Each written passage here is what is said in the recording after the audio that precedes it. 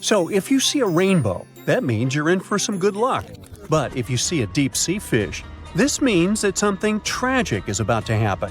Let's have a look at ancient lores and what they might mean IRL. In August 2020, people started out their day just like any other in California. It was sunny, so they decided to soak in the sun at the beach. They were snorkeling and kayaking when one of them spotted something out of the ordinary – a doomsday fish. The creature was 12 feet long. It's known as an oarfish, and only about 20 of them have washed up in California since 1901. Oarfishes live in obscure parts of the ocean, but why are they linked to doomsday? Japanese folklore says they are harbingers of disaster. These creatures were once thought to be sea serpents, and they are known as the messenger of the beautiful palace at the bottom of the ocean. The thing is, they only left the beautiful palace to warn humans about a disaster. That's why they're mainly known as bad omens. And when you see one, you can expect to see a tsunami or an earthquake right after. Even oceanographers confirm that this is a famous association. Now here's where it gets weird. The oarfish washed up near San Diego shores on the 10th of August. And then, on the 12th of August, a magnitude 4.4 earthquake hit Los Angeles. That's not the first time it happened. In 2011, in Japan, about 20 oarfishes were found stranded on the beaches and coastlines of Tehuco. Right after that, a magnitude 9 earthquake and tsunami hit the city. Something similar happened in the Philippines. On February 8, 2017, an oarfish was seen. 2 days later, a magnitude 6.7 earthquake struck the city and its nearby provinces. Sure, there is no way to prove both events are connected. The Seismological Society of America is adamant in saying that this is pure superstition. A recent study analyzed the coincidences and concluded that this association is statistically untrue. Can we say this happened literally out of the blue? Humans have historically noticed animals acting strange right before natural disasters. Earthquakes, floods, even tsunamis. It's like animals can sense something we can't. In fact, there's a lot of science to back it up. Studies show that animals can detect subtle environmental changes, like shifts in the Earth's electromagnetic field or infrasonic sounds, things humans wouldn't notice. This happens because most animals have a wider hearing range than humans and have extra sensitive senses that help them detect gases emitted from the Earth. This theory got famous after the tragic tsunami that destroyed several cities and villages in Indonesia back in 2004. Most man-made warning systems shut down and didn't serve their role of warning humans about the disaster. Sensors were out of action due to maintenance, while other coastal areas simply didn't have any tsunami warning systems. Terrible timing, I know. Still, minutes and hours before the 30-foot wave hit the city, some animals sensed the danger and fled. Eyewitnesses say that elephants ran for higher ground, while flamingos abandoned their low nesting areas and dogs refused to go outdoors. A local reported that he saw a herd of buffalo turning their ears toward the sea and then stampeded to the top of a hill. A lot of the people that survived the tsunami used animals as their warning systems. Now, this is not the first time humans have relied on animals to save their lives. The first official account of when it happened dates back to 373 BCE. I wasn't around then, but the Greek historian Euclides reports how the local population saw rats, weasels, and snakes running from the town before a massive earthquake hit. So what exactly is it that animals can sense that humans can't? To find that out, scientists put biologging tags on cows, sheep, and dogs living in Italy. For about half a year, they tracked the animals. During this time, official statistics recorded over 18,000 quakes in the region. The most shocking information was that animals began to change their behaviors up to 20 hours before an earthquake. Before an earthquake, something called positive holes happen. It's an electric charge that flows from the crust up to the surface of the Earth. They can change the air molecules above where they appear, and animals can pick up on them. There's also evidence that animals might sense changes in groundwater. Before earthquakes, the stress in fault lines can release radon gas. which could alter the chemistry of groundwater. Animals that rely on it might detect these changes and react. Birds are also super sensitive to shifts in the Earth's magnetic field, which can change just before a quake. Another research happened near Mount Etna. Located in Sicily, Italy, it's one of the most active volcanoes on the planet. In 2002, a massive eruption wiped out a ski lift, 2 hotels, and a series of shops located near Etna. So, over the past years, a group of researchers decided to track goats living next to Etna. Their big aha moment came in 2012, when the goats started to act erratically 6 hours before Etna started to spew lava. These researchers were able to retrospectively predict around 7 disasters over the course of 2 years, all thanks to these goats. Back in 2014, a group of scientists studying golden-winged warblers in Tennessee noticed something odd. The birds had taken a detour from their customary breeding grounds. These little birds flew 435 miles from the Cumberland Mountains, where they had just arrived after flying over 3,000 miles from South America. Right after the birds left, a series of more than 80 tornadoes struck the area, causing over $1 billion in damage. What these birds did is something scientists call an evacuation migration. They sensed the tornadoes coming from over 250 miles away. Infrasound is a big disaster giveaway. Storms and tornadoes make very strong infrasounds that can travel thousands of miles from the storm. Now, infrasounds are low-range frequencies, anything ranging below 20 Hz. With our normal set of human ears, we would never hear this. We have an average hearing that ranges from 20 Hz to 20,000 Hz. That means you can hear something like a very, very low bass note or as loud as the buzzing of a mosquito right next to your ear. An elephant's hearing range can reach below 20 Hz. This would make elephants expert at detecting disasters. Scientists also think that detecting infrasound is what helps birds dodge storms when they must cross the ocean. You see, the Pacific Ocean is known to not be at all passive. Although courageous humans venture to cross it, they're usually met with severe storms and conditions that their satellite instruments sometimes can't detect.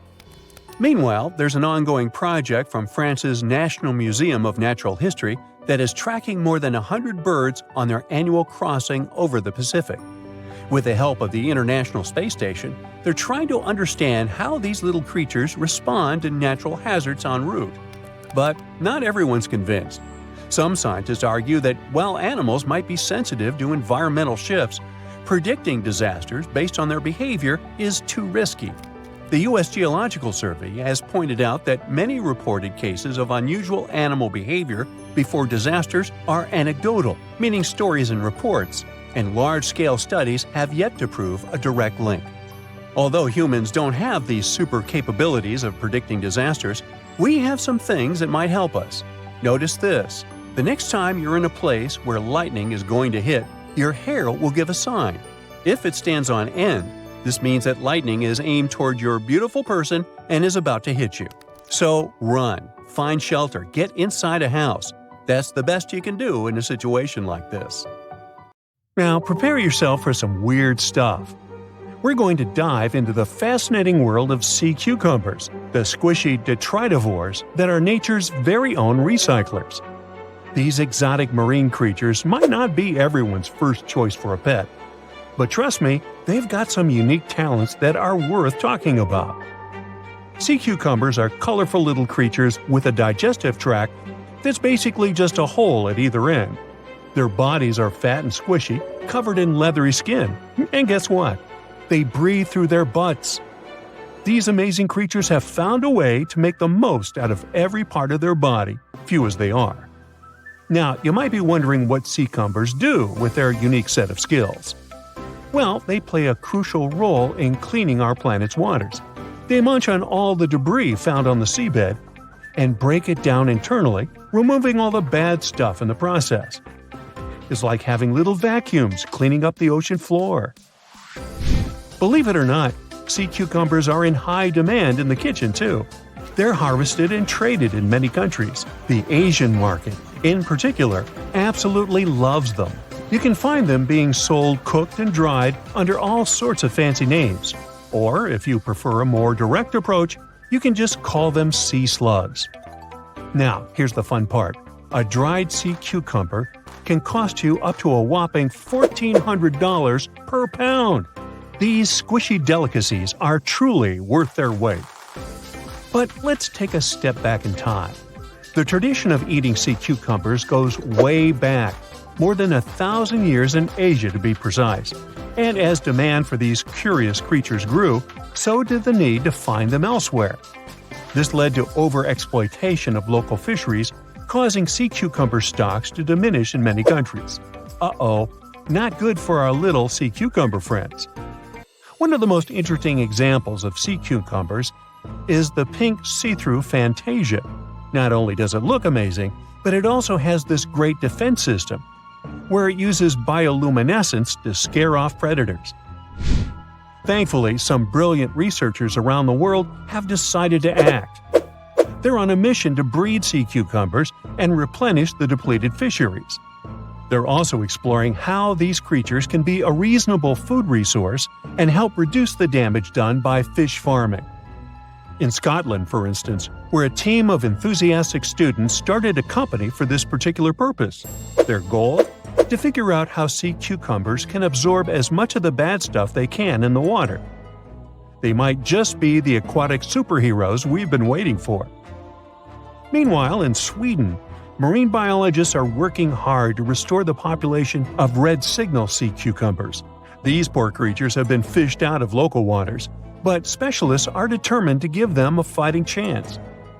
They're also exploring how sea cucumbers can fit into seafood cultivation. Their lab is like a sea cucumber daycare, carefully nurturing the next generation of these wiggly wonders. And let's not forget about Canada. Research scientists are focusing on the giant red sea cucumber. These magnificent creatures can grow up to 20 inches long and are perfect for co-cultivation with other species. They're even developing special containment systems that will make it easier to keep sea cucumbers where they're needed the most. Okay, speaking of amazing sea creatures, what about a fish that can fly? Heard that right, we're about to stumble upon a land where fins meet flying, and the ocean becomes a runway for these airborne acrobats. Prepare to be fantastically entertained. Nah, I didn't write that one. So picture this, you're lounging by the warm ocean waters, minding your own business, when suddenly you see a fish soaring through the air like a torpedo. That's right, they are real, and they got some serious style. With their sleek bodies and pectoral fins that resemble wings, they're the high flyers of the sea. Now, you might be wondering, why would a fish take to the skies? Well, it turns out these magnificent creatures have developed this nifty gliding ability as a sneaky trick to escape from their underwater foes. And boy, do they have plenty of enemies. Those guys are all on the lookout for a tasty flying fish snack. When it comes to their diet, these avian fishes are quite the foodies. They chow down on a variety of treats, including the ever-popular plankton. Who knew tiny floating organisms could be so delicious? Now let's take a closer look at the flying fish family album. We've got a whopping 40 known species strutting their stuff in the sky. And here's a fun fact. All of them have tails that are forked in an uneven manner, with the lower lobe being longer than the upper one. It's like the fishy version of a funky hairstyle. And there's more. Some of these weird flyers even have supersized pelvic fins, giving them the appearance of having 4 wings. Can you imagine the envy in the fish community when they see these trendsetters gliding by? Okay, now let's get to the nitty-gritty of their airborne adventures. The flying fish takeoff is a sight to behold. First, they gather some serious speed underwater, reaching a zippy 37 miles per hour. That's faster than some highway speed limits. Then, like a rocket ready for blastoff, they angle themselves upward and break the ocean surface, ready to take flight. But they don't stop there. These thrill seekers can reach heights of over 4 feet in the air. Can you imagine the view from up there? They glide through the sky, covering long distances. That's like the fishy equivalent of a marathon. And here's the best part. When they approach the water again, They can flap their tails and continue their flight without fully returning to the depths. These fishy flyers are also all about the nightlife. Just like partygoers flock to a glittering disco ball, flying fish are attracted to light. Crafty fishermen take advantage of this by setting up canoes with just the right amount of water to keep the fish comfy but prevent them from escaping. Then they add a luring light to the scene, and before you know it, flying fish are caught left and right, supplying a bountiful catch for those lucky fishermen. Don't worry though, these flying fish aren't on the endangered species list. Not yet, at least. The next time you find yourself by the ocean, keep an eye out for these marvelous creatures. You never know when you'll see a flying fish extravaganza. Our next adventure takes us into the quirky world of underwater romance. Picture this: a scene that looks like someone doing the tango with their lunch. Wait, what? No, it's not a throwing up contest, I promise. We're diving headfirst into the jaw-dropping, pun intended, mating ritual of the jawfish. These curious creatures call the coral reefs of the Caribbean Sea and the Western Atlantic home.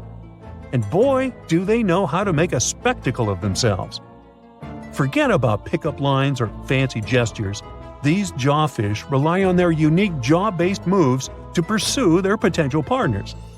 It's like a dance-off, but with their mouths.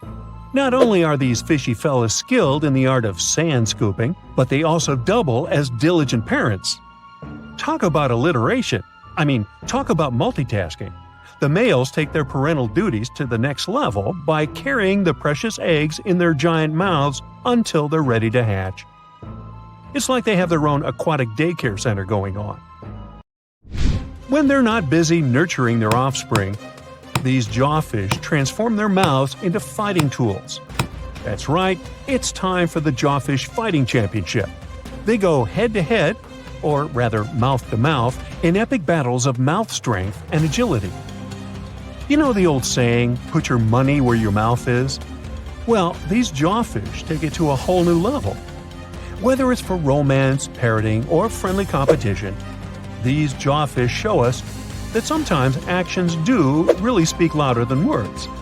They may look like they're having a bad seafood experience, but rest assured, it's just their unique way of finding love and expressing themselves. Whale watching is a popular bucket list item, but getting too close to these gorgeous sea creatures isn't the best idea, especially if you don't want to kick the bucket too early. Whales are generally curious and friendly giants, but they can be unpredictable when you cross their personal borders. First of all, they are huge, and one wrong move on their side could flip over your boat or seriously hurt you. Second, they are wild animals, and like any other wild animals, they can carry certain infections they could transfer to you if you get into direct contact. Plus, they have strong parental instincts, so if you approach their young by accident, they might think you want to take them away and will act accordingly. It is only safe to observe whales from the sea when you're accompanied by an experienced expert, both for your own good and for the good of the whale. Now, sometimes whales and dolphins strand themselves on the shore for reasons scientists still can't explain. Quite recently, over 200 whales have been found on a remote beach in Tasmania, Australia. A rescue team rushed to the location to save the whales, half of which were still alive. The rescue operation was really complex due to the remote location. The locals were trying to help the whales, covering them with blankets and pouring buckets of water on them to keep them alive. This mutual effort of regular people and professional rescuers helped save around 100 whales. As to why this happened, one theory says the stranded whales might have had a leader who had some problems with orientation and took the whole pod to the wrong place. The Australian box jellyfish looks just like any other jellyfish you've probably met in the sea. But don't let these creatures deceive you. They're considered the most venomous marine animals. Box jellyfish got its name because it does look a lot like a box. Unlike other kinds of jellyfish that float with the current rather than swim, this creature can reach a decent speed and choose its own direction. And here comes the scariest part. It has tentacles covered with tiny darts loaded with poison. People and animals that get unlucky enough to have a rendezvous with those tentacles face some pretty scary and sometimes even fatal consequences in just a matter of minutes. Before you decide to cancel your vacation by the ocean, you should know that only a few out of the 50 species of box jellyfish have venom that is lethal to humans. Ooh! There are some not-so-dangerous species living in warm coastal waters worldwide, and the lethal ones reside in the Indo-Pacific region and northern Australia. Good day, mate! A blue-ringed octopus likes to pretend its only outstanding feature is the psychedelic color, but it can quickly and easily take away your life. This cute-looking sea monster likes to spend its time in the soft, sandy bottom or shallow tide pools and coral reefs. It normally hides in underwater crevices among shells or debris. If you somehow manage to find and disturb it there, the octopus will show you its signature blue rings as a warning signal. And if you don't get the hint, it will introduce you to its other signature feature, a venom 1,000 times more powerful than cyanide. One octopus has enough of it to do away with 26 people within minutes. This venom is more toxic than that of land mammals. The octopus normally uses it to hunt crabs, shrimp, and small fish by pecking them with its beak and paralyzing them. The same can happen to a human victim. You'll unlikely even feel the bite until it's too late. The good news is that there have been no known cases of such incidents since the 1960s. If you don't disturb the blue ring octopus, it will never attack you first. If you enjoy picking shells on the beach, make sure the ones you collect don't belong to a cone snail. It's nothing like its relatives living on land and eating fresh leaves and bark. There are over 500 species of this venomous sea creature, and a few that can really hurt you. These little snails are extremely vicious, just like Jimmy from 3rd grade. They inject their venom through a harpoon-like tooth. The consequences of this injection can be quite terrible for you. Now, are you afraid of snakes? Well, I have some bad news for you. You can't escape them even in the water. Certain kinds of these creatures have adapted to live both on land and in the sea, especially in the warm waters of the Indian and Pacific Oceans. All the species we know so far are venomous, and sometimes an encounter with them can be super dangerous. The good news is that they only bite if you disturb them. So the safest way to go is in the opposite direction of these slithery sea creatures. Not only venomous sea creatures present a danger to you while you're in the water, strong earthquakes sometimes cause the formation of massive ocean waves. If they head ashore, they hardly leave anything intact in their way. You know this dangerous sea phenomenon as a tsunami. There is also another type of this natural disaster called a meteotsunami. They're caused by rapid storm systems and pressure changes above the open water. A powerful storm can generate a whole wall of water. Sometimes this wall grows several feet high while it moves through a shallow continental shelf, inlets, or bays. If it gets strong enough, it can damage houses close to the water. It's really tricky to forecast or detect a meteotsunami because it's nearly impossible to tell from a seismic one. It happens much more often than regular tsunamis, especially in the Great Lakes area. Now, the ocean can be dangerous to you, even if you're staying in what seems like safety on the shore.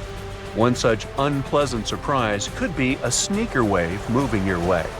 As you can guess from its name, waves like this sneak out on unsuspecting beachgoers. They look average, but turn out to be way bigger and more dangerous than you could imagine.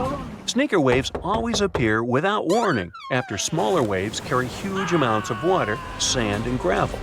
They're so powerful, they can carry swimmers further away into the ocean. They can swipe you off your feet and into the water when you're casually strolling on a jetty or the beach or on an outcropping nearby. Oregon State University researchers found that sneaker waves form in offshore storms that carry wind energy to the ocean surface. With all that energy, several waves unite and overlap into one beast that stands higher and goes further ashore than a regular wave. Another thing that makes them more dangerous is that they're hard to predict. The logic of regular wave formation doesn't work with them. Square waves, looking like a giant chessboard over the ocean, are the reason many people visit the Isle of Ré off the western coast of France. If you visit it, you'll notice plenty of signs warning you to stay away from the water once you notice the unusual pattern. The safest way to observe it is from high up places like nearby lighthouses. If you decide to stay in the water, the strong currents coming from two directions can literally sweep you off your feet. Generally, waves can travel many miles over the surface of the water, depending on local winds and weather. And even on days when the weather seems somewhat calm, storms located elsewhere can send in crashing waves that affect the surrounding calm waters. When waves travel onto the shores of distant lands, they're called swells. This is different from a wave that occurs from the local wind. When two different swells coming from opposite directions meet, it's known as a cross sea. This is what generates these square waves that you see near the Isle of Ré. The cross-sea phenomenon can appear in different locations around the world. The Isle of Ré is one of them, thanks to specific wind and weather patterns that create the perfect storm, which makes this cross-sea so beautiful and well recognizable. Well, wasn't that swell? Swell? Never mind. Think you know what lurks in the depths of the ocean? While nearly 95% of our oceans haven't been explored yet, it's hard not to let your imagination run wild. But thanks to brave explorers, deep-sea cameras, and awesome archaeologists, we do know about some pretty incredible sea creatures living in our waters today, and millions of years ago.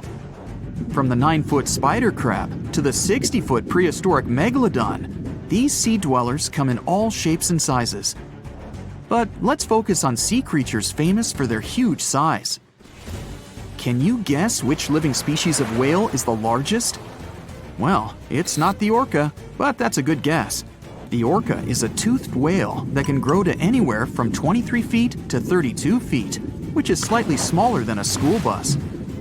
How about the narwhal? Nope, they're not the biggest either. These unicorns of the sea live mainly in Arctic waters and only grow 13 feet to 20 feet in length, and that's including their 9-foot tusk. Tired of guessing? Okay, I give in. The largest whale that still exists today is the blue whale. At a jaw-dropping 82 feet to 105 feet, the blue whale is not only the biggest whale we know of, but is currently the largest animal to have ever lived on Earth. Seriously. These animals are bigger than a T-Rex, and even the prehistoric megalodon. If you were to put a blue whale next to a school bus, it would look like it could swallow it. Think about that. According to National Geographic, a blue whale's tongue can weigh the same as an elephant. And their hearts can weigh as much as a car. That doesn't even sound possible. It's no wonder these giants need to eat about 4 tons of krill every day. While there aren't too many animals living today that can compete with the blue whale's epic proportions, there is an entirely different species that is a good contender, and it's not quite what you would expect. It's a jellyfish. No, I'm not talking about the little jellyfish that wash up on the shore and ruin a perfectly good day at the beach. I'm referring to the lion's mane jellyfish, the biggest jellyfish around. This invertebrate can grow up to 120 feet long. They also come in different gorgeous colors like red, purple, or even shades of orange. As if their length wasn't impressive, the lion's mane jellyfish boast a whopping 8 sets of 70 to 150 tentacles. That means they can have up to 1,200 in total. And here's the giant oceanic manta ray, the largest type of ray in the world. Their wingspan can be longer than a bus. These guys can reach 30 feet in length. They also have the biggest brain compared to body size among all fish. Unlike their stingray cousins, mantas don't have venomous tails. And while the lion's mane jellyfish and the blue whale are yet to be beaten for the longest sea creature, there is one marine creature that can grow even larger in length. The Portuguese Physalia physalis, tentacles and all, can reach a length of 165 feet long, and that's according to mentalfloss.com. While this thing may look a lot like a jellyfish, it's actually known as a siphonophore, and there are hundreds and sometimes thousands of them that are genetically identical. Their long tentacles help the organism catch prey, and its sting is fatal to most animals, even humans in some cases. What's even creepier is that if one of the tentacles comes off the organism for whatever reason, it can float around the water for days before decomposing. Even if it's detached, this tentacle can still sting you. But don't go running out of the ocean just yet. Your chances of being hurt by a Portuguese Phacelia phasalis sting are pretty slim. However, if you do get stung, the side effects aren't pretty, with welts, stomach cramps, an elevated heart rate, and an upset stomach. While you don't want to go anywhere near these long creatures, they sure are pretty to look at. Check out all those colors. The Shastasaurus is the biggest marine reptile that has ever existed. These predators lived during the late Triassic period, about 210 million years ago. These amazing giants could reach lengths of up to 69 feet and weighed more than 75 tons. This made the Shastasaurus as heavy as a blue whale. And if you could stand this creature up vertically, it'd be as tall as a 7-story building. Despite appearances, the Shastasaurus was actually pretty slim for its size. Its ribcage was only 6 feet across. You'd think that this big guy was chowing down on other dinosaurs, but that's not the case at all.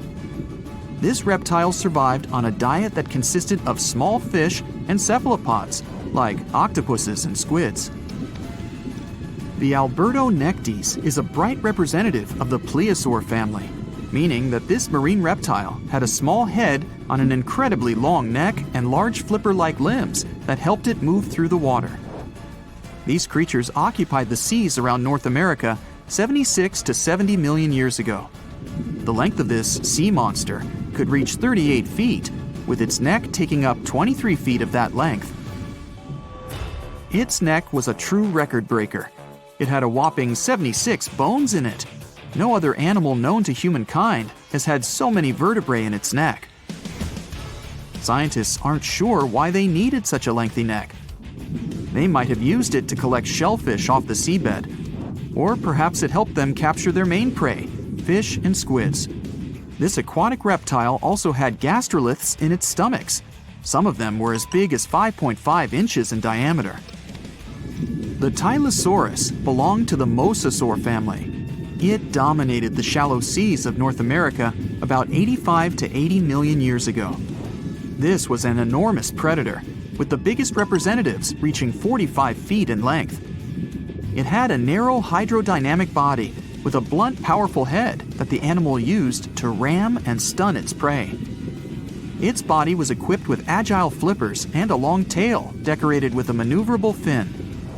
The Tylosaurus was a carnivore, and its diet included not only fish, turtles, and small sharks, but also other mosasaurs, plesiosaurs, and flightless birds.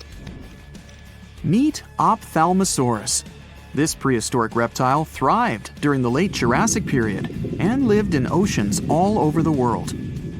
Ophthalmosaurus weighed somewhere around 6,000 pounds and grew to approximately 16 feet long, according to newdinosaurs.com. That's about the same length as the beluga whale that exists today.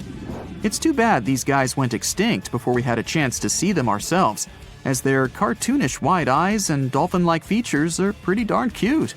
Of course, the Ophthalmosaurus evolved over time to become ophthalmologists, or eye doctors that we know today. No, that's just a lie. Just testing you.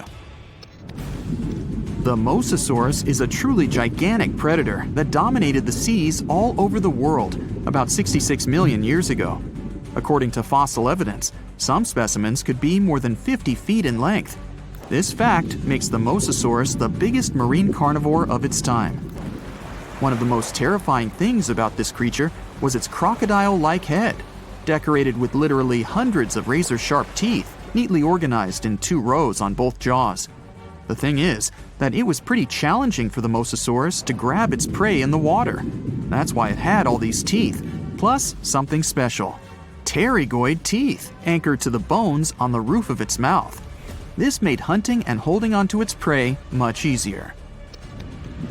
The Styxosaurus belonged to the plesiosaur family and lived during the late Cretaceous period, around 85 to 70 million years ago. Upon first glance at this dinosaur, you might mistake it for a sea snake, and it'd be an honest mistake. Sticks. It was the largest fish our Earth had ever seen, and its bite was strong enough to crush a car. The largest of its teeth found was the length of a remote control. It consumed about 2,500 pounds of food a day. That's like 3,300 cans of tuna for you. The earliest megalodon fossils are from about 20 million years ago, but you won't see its skeleton, and that's because the mighty Meg had no bones. A skeleton made from bones gives most animals their body shape and strength. Sharks, though, come from the same subclass as rays, skates, and sawfish and have cartilage instead of bones. Cartilage is a tissue that is softer and more flexible than bones, but it's still tough enough to shape the body and protect the internal organs. Some areas are more flexible, since cartilage is weaker, and some, like the shark's head, are much tougher thanks to calcified cartilage. Their snouts, though, are made of really soft and flexible cartilage to work like a bumper in case of a collision with some dangers. Who knows if they'd be able to do all this with a heavy skeleton? Plus, cartilage makes their jaws more flexible, and they can open their mouths much wider than they would with a jaw made of bone. Our hero, Meg, was no exception, and it had the strongest bite of all living creatures, which was also made possible by a skeleton made of cartilage. Sharks take full advantage of their cartilage. It helps them swim and turn fast while hunting. One drawback of this type of skeleton is that it was really tricky for scientists to establish the shape and size of Meg. Normally, they would do it using fossilized bone skeletons or their parts. With Meg, they had to guess based on the teeth they found and comparisons with living relatives. A more recent 3D computer model was based partially on scans of a preserved spine discovered in the 1860s. The model showed that Meg was bigger, faster, and even hungrier than scientists had previously thought. Looks like an average megalodon was 52 feet long. That's slightly bigger than the height of the Hollywood sign and weighed 10 times as heavy as an elephant. There were also much bigger creatures. Scientists still aren't sure how the megalodon got this size. The fact that there were bigger and smaller Megs probably has to do with a little something called Bergmann's rule. It says that the temperature of the surrounding environment affects the animal's body size because they either need to conserve or shed heat. The megalodons that reached cooler waters probably needed more body weight to make sure they survived in low temperatures. Those living in warmer waters had to be smaller to avoid burning up. If the researchers were correct in their calculations, it also means that Meg reached a cruising speed of over 3 miles per hour, which is much faster than other sharks. The still-living great white shark can cover a distance of nearly 7,000 miles without stopping, which is 9/10 as long as the diameter of Earth. It looks like the megalodon could have gone much further. Megalodons managed to survive on our planet for nearly 70 times longer than humans have. They were roaming the oceans for around 20 million years, and you could see them pretty much anywhere except near the poles. Scientists discovered the most northern fossils off the coast of Denmark and the most southern in New Zealand. The reason why there were no megalodon teeth found in Antarctica is most likely that these adapted to only warm tropical and subtropical waters.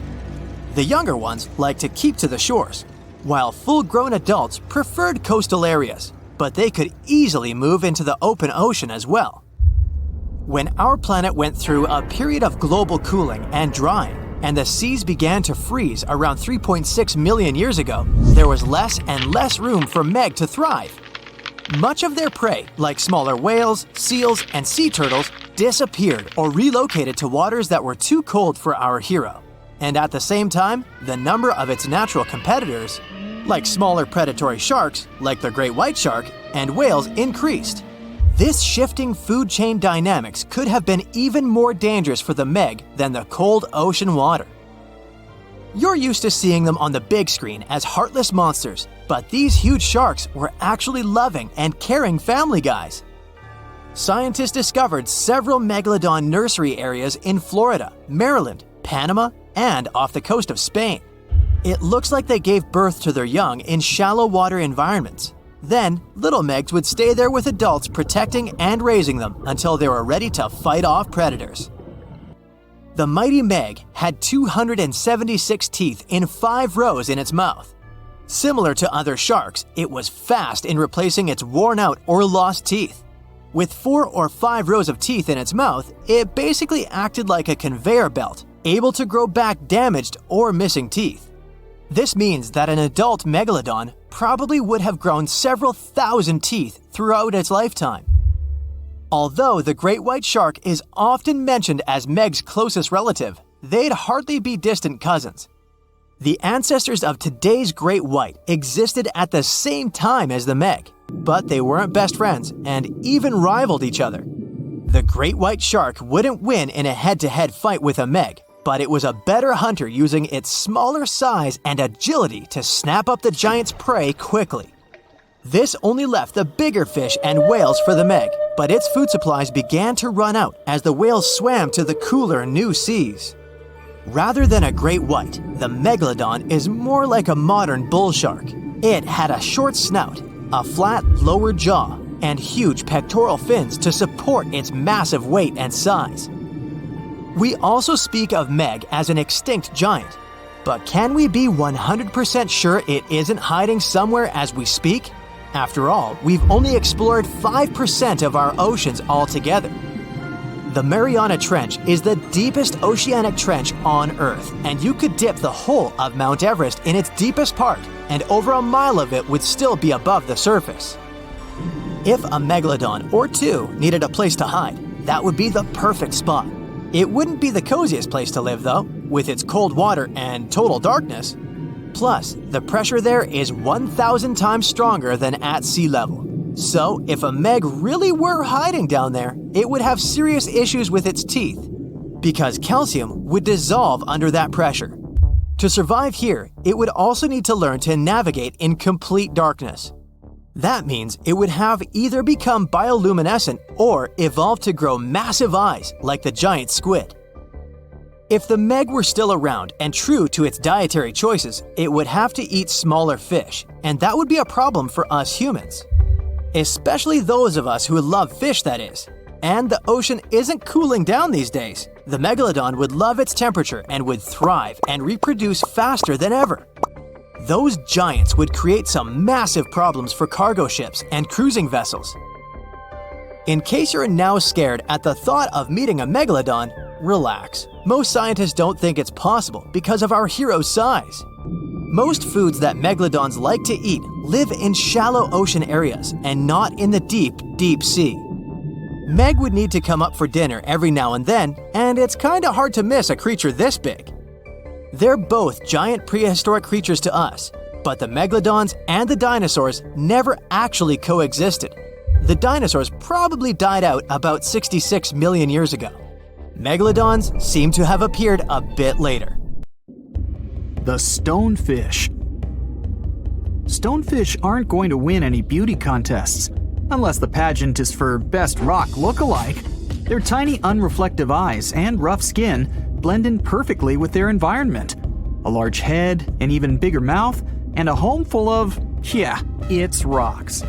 And just because you're on the beach doesn't mean you're safe. Stonefish can survive for 24 hours out of the water. Stepping on one or even handling one won't be that fun. Their dorsal fin spines have extremely strong venom. It shoots out when they get stepped on, and it can lead to paralysis or even heart failure. You'll need help fast. No wonder they're one of the most dangerous creatures in the water, or anywhere. Be careful when scrambling around rocky areas. They love to play hide and seek. The deep sea dragonfish. If there were a prize for the most hideous fish in the ocean, the deep sea dragonfish would win. With slimy, scaleless skin, massive teeth, and a face only a mother could love, this bad boy of the sea is nothing to mess with.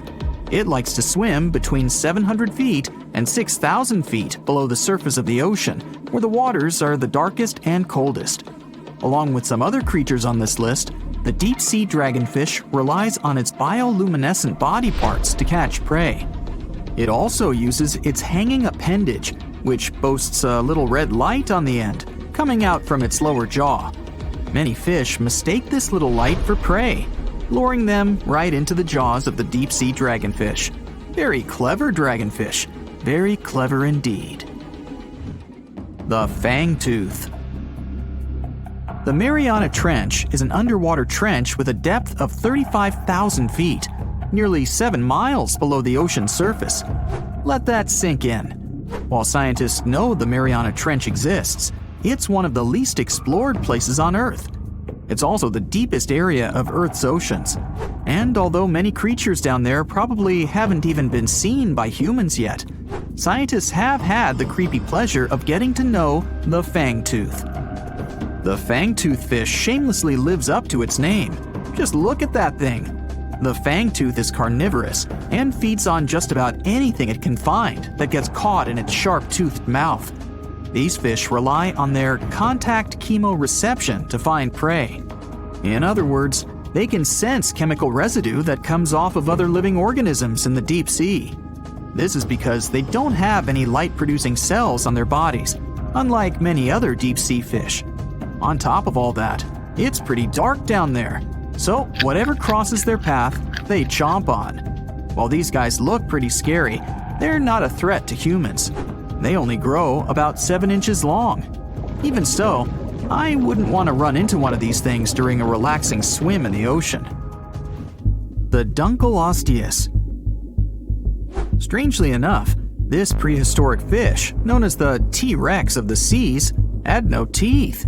Those were replaced with bony plates that allowed it to have the strongest bite among other monsters of its size. The goblin shark. If you thought the movies about sharks were scary, this next deep-sea creature will make you swear off going for dips in the ocean forever. However, it lives 3,000 feet underwater, so you'll never likely see it face to face. The goblin shark looks like a cross between a shark and a creature from your worst nightmare. These sharks boast a protruding sword-like snout with a jaw that juts out to match. Unlike other sharks that have more of a gray hue, this creepy thing looks not so pretty and pink. Aside from their scary demeanor, what do scientists really know about the goblin shark? Well, not much, except that they can grow up to 18 feet in length. Looks like there's still a lot to learn about these guys, if you dare to. By the way, did you know that sharks don't sleep? Many species have to keep water moving over their gills to get oxygen, so they can't fall into a deep sleep like we do. That's why they stay half awake during rest. Typically, sharks don't even close their eyes. The cookie cutter shark. This shark is a living horror, with lower teeth being big and sharp, while the upper ones are much smaller. When its teeth fall off, the shark eats them to maintain calcium levels. Pretty smart solution for a shark. The frilled shark. Studying the frilled shark is like looking through a portal back to prehistoric times. That's because scientists think that these eel-like sharks haven't changed much since their oldest ancestors roamed the deep sea waters, so they're sometimes referred to as living fossils. These sharks' mouths are filled with a terrifying 25 rows of backward-facing sharp teeth, 300 in total. They're designed to grasp prey and hold them tight so they can't get away, according to early studies of the shark conducted in 1884 and published in the Bulletin of the Essex Institute. Luckily for swimmers, the frilled sharks live between 390 feet and 4,200 feet below the ocean's surface, so they'll probably never run into them. Probably. This is probably the worst nightmare of any dentist. The northern stargazer. Take a look at this cutie. The northern stargazer is definitely not something you'd wish to see on the ocean floor. This horrid creature hides its body under the sand, leaving its face above to wait for prey. The tasseled wobbegong. Here's another carpet shark on our list. It lies low on the bottom of the sea and patiently waits for its prey to come by. The Australian ghost shark. The Australian ghost shark isn't really even a shark, but a very bony fish. It's also a living fossil. It hasn't changed within the last 400 million years. Believe it or not, sharks and humans have a common ancestor that lived around 440 million years ago. Even though we both evolved in our own way, there are still some signs of that connection. For example, the genome of an elephant shark is very similar to humans. The Leopleurodon. This list of terrifying creatures would be incomplete without mentioning the terrifying and prehistoric Leopleurodon. This carnivorous marine reptile existed during the Colovian stage of the Middle Jurassic era and ruled the waters at 9 feet in length. Scientists believe Leopleurodon thrived in this deep-sea trench because of its ability to swim long distances and its 4 paddle-like limbs. While they probably weren't able to propel themselves toward prey like other animals of the area, they did manage to accelerate and attack very ruthlessly and efficiently. Additionally, they relied on their long snouts to smell prey, which leads scientists to believe they didn't rely on sight for hunting. This means they could have thrived in the dark Mariana Trench. Around 150 million years ago, Leopleurodon became extinct due to competition for prey against other thriving marine reptiles. And I think I speak for all of us when I say, thank goodness for that. Considering that scientists have only explored 5% of the ocean floor and found some of the scariest sea creatures imaginable, one can only dream of what other animals reside in the deep sea waters. Perhaps it's best to keep them in your imagination. Am I right? The megamouth shark. This shark is a filter feeder, and it's friendly to humans, although its huge mouth can look quite threatening. Like basking sharks, it swims with its mouth constantly wide open, as if it were on Twitter. The gulper eel. This deep-sea eel has an easily distended belly that allows it to swallow prey twice its size in a single monstrous bite. They have very unusual jaw shapes and can reach about 2 to 3 feet in length.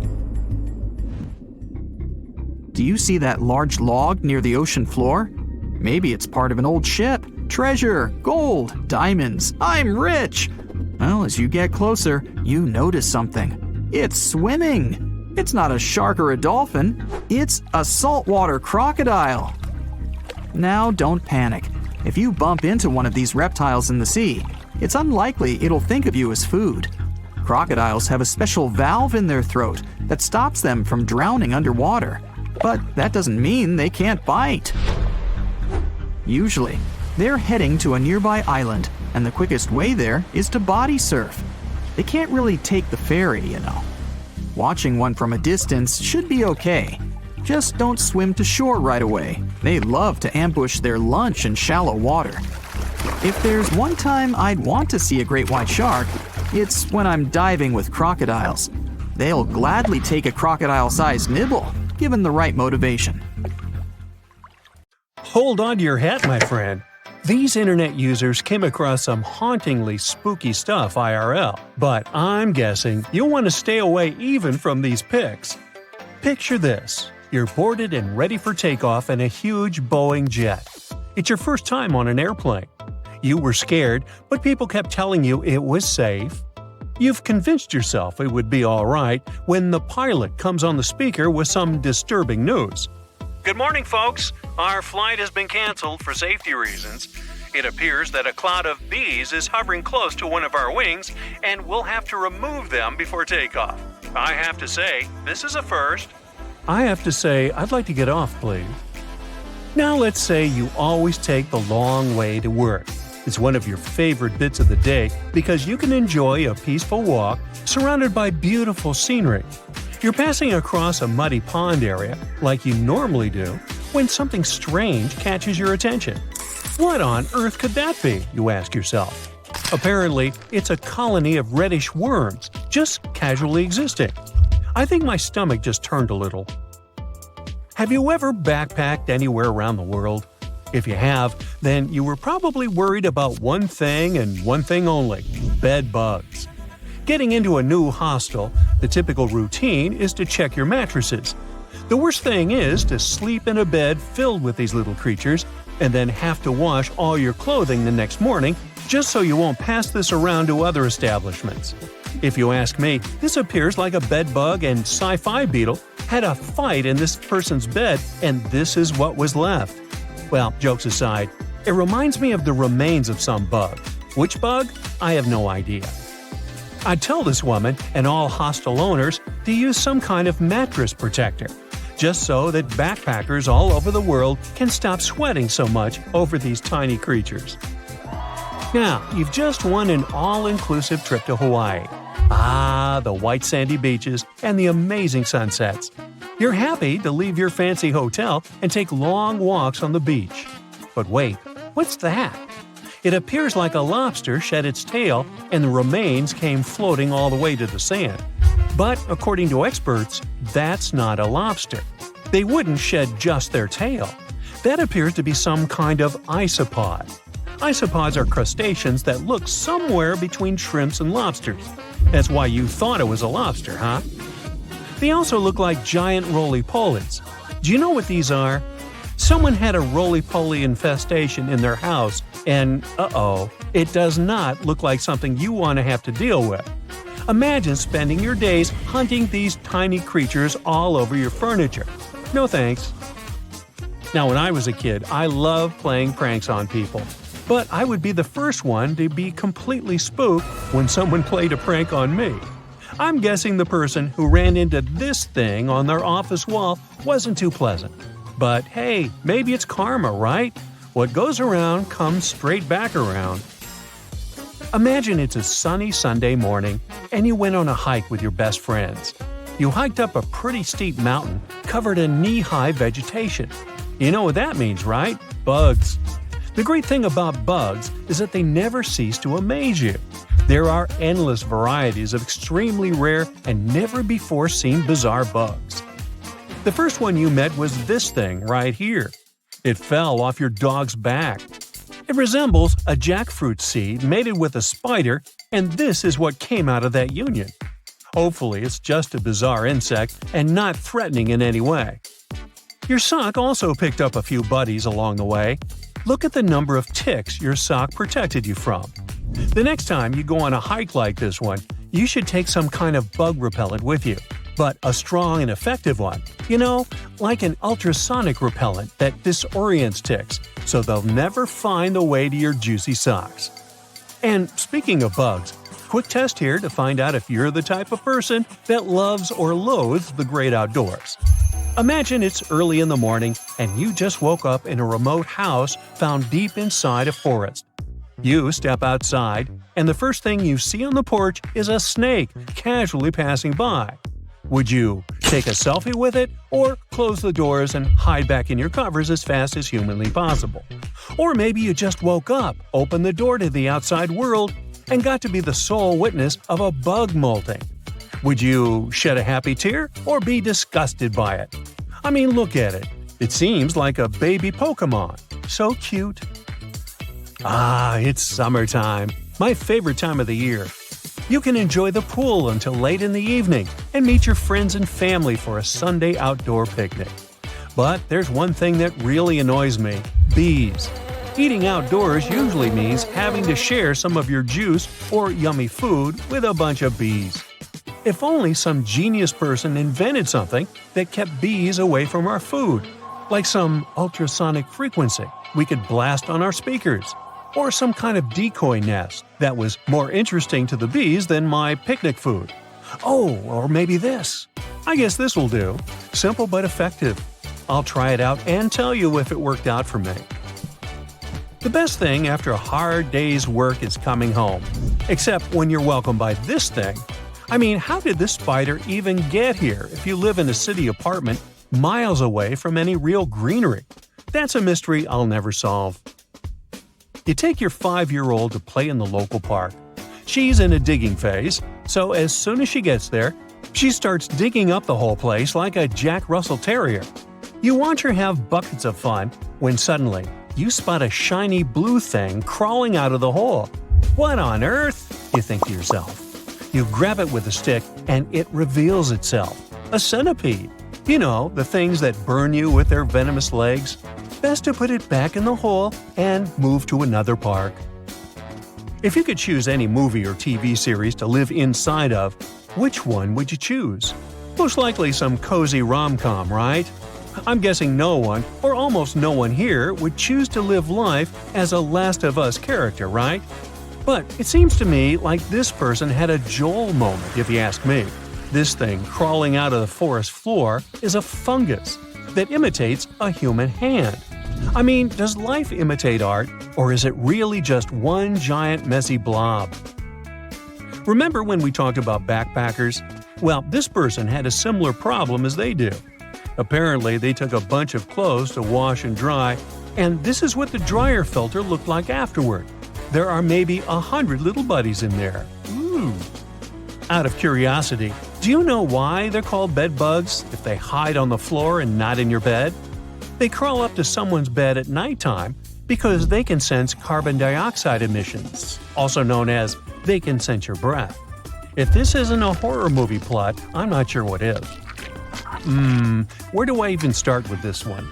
I'd say this piece was actually a prop from a Tim Burton movie that somehow got lost and ended up in your vegetable basket. It's supposed to be a yam, but it's shaped like Grinch's hand if he were white instead of green. Oh my. In my wildest dreams, I couldn't make this stuff up. 70% of the surface of our planet is covered with water. Seas and oceans hide not only diverse inhabitants, but also traces of humanity. Thousands of sunken ships contain pieces of our centuries-old history. Let's look into these depths of the sea and find out what secrets they hide. So, imagine you dive into the seabed and find there... No, it's not the wreckage of a pirate ship of the 16th century. We've seen it many times in many documentary shows and read about it in books, and it's not attractive now. So, you dive into the ocean floor and find a huge porcelain tableware store. And it's not just porcelain that you can buy in the store, but more than 500-year-old dishes. The Chinese Ming Dynasty developed maritime trade for imports from foreign countries several hundred years ago. One ship didn't survive a sea storm and sank somewhere on the northwestern slope of the South China Sea. There, scuba divers discovered a sunken ship with valuable cargo on board. Thousands of porcelain cups, plates, and jugs with beautiful painted patterns lay among algae and sea sand. Experts counted all the items and claimed the ship carried about 100,000 items, but not all of them ended up in the cargo hold. Valuable items were scattered over hundreds of thousands of square feet. A similar case occurred in the Mediterranean Sea. One guy was diving off the coast of Israel and accidentally discovered the oldest sunken sea cargo in the eastern Mediterranean. Pieces of marble sculptures and structures lay on the seabed among the wreckage. They were so ancient that they got covered with algae and became part of the underwater landscape. Another unusual find was discovered in the deep water ridge of the Pacific Ocean, north of the Hawaiian Islands, in one of the largest marine reserves in the world. A research vessel sailed along the seabed and discovered a road. Part of the bottom was covered with yellow brick tiles. It was also like the tile used to cover a swimming pool. The researchers conducted an expedition in this unknown place and posted videos online. They went down to a depth of about 1.8 miles and noticed a strange track on the bottom made of yellow bricks. One of the guys jokingly said that it was the road to Atlantis. In fact, the road led nowhere, and it wasn't made by humans. Nature created this unusual landscape. The place with stone tiles was at the bottom of the lake, located at the top of an underwater mountain. Perhaps once upon a time, it was a volcano. Magma heated the surface, and cracks appeared on the ground. The lines of cracks made the solid surface look like a brick road. Okay, how about something more mysterious? 20 years ago, a Norwegian research vessel discovered strange holes in the seabed in the middle of the Atlantic Ocean. Then, already in 2022, other researchers found something similar, but at the bottom of the Pacific Ocean. Scientists discovered about 200 holes in 3 different places at a depth of about 2 miles. The holes were arranged in several rows, and a tunnel was under each. But where did it lead? To find out, you first need to find out who made these holes. Scientists studied animals that live at such a depth under enormous pressure. Imagine the weight of several dozen elephants pressed on a small area the size of a palm. That's about the pressure exerted by water in these depths. But still, some marine life has been able to adapt to such conditions. Scientists have seen sea urchins and worms, and even some big fish. But none of them made these mysterious holes. They saw a strange creature with a white and pink-hued body inside one of the holes. It was an amphipod, one of the crustacean family's representatives. Scientists caught it and did a little research. This little crayfish was digging a tunnel with its long claws. It used it as a home to hide and shelter its offspring. Or the small crustacean was digging tunnels in search of food. There's a place in the ocean where many remnants of ships lie on the seabed. And not sailing ships, but the space ones. This place is located in the South Pacific Ocean and is called Point Nemo. This is the most remote place from land on our planet.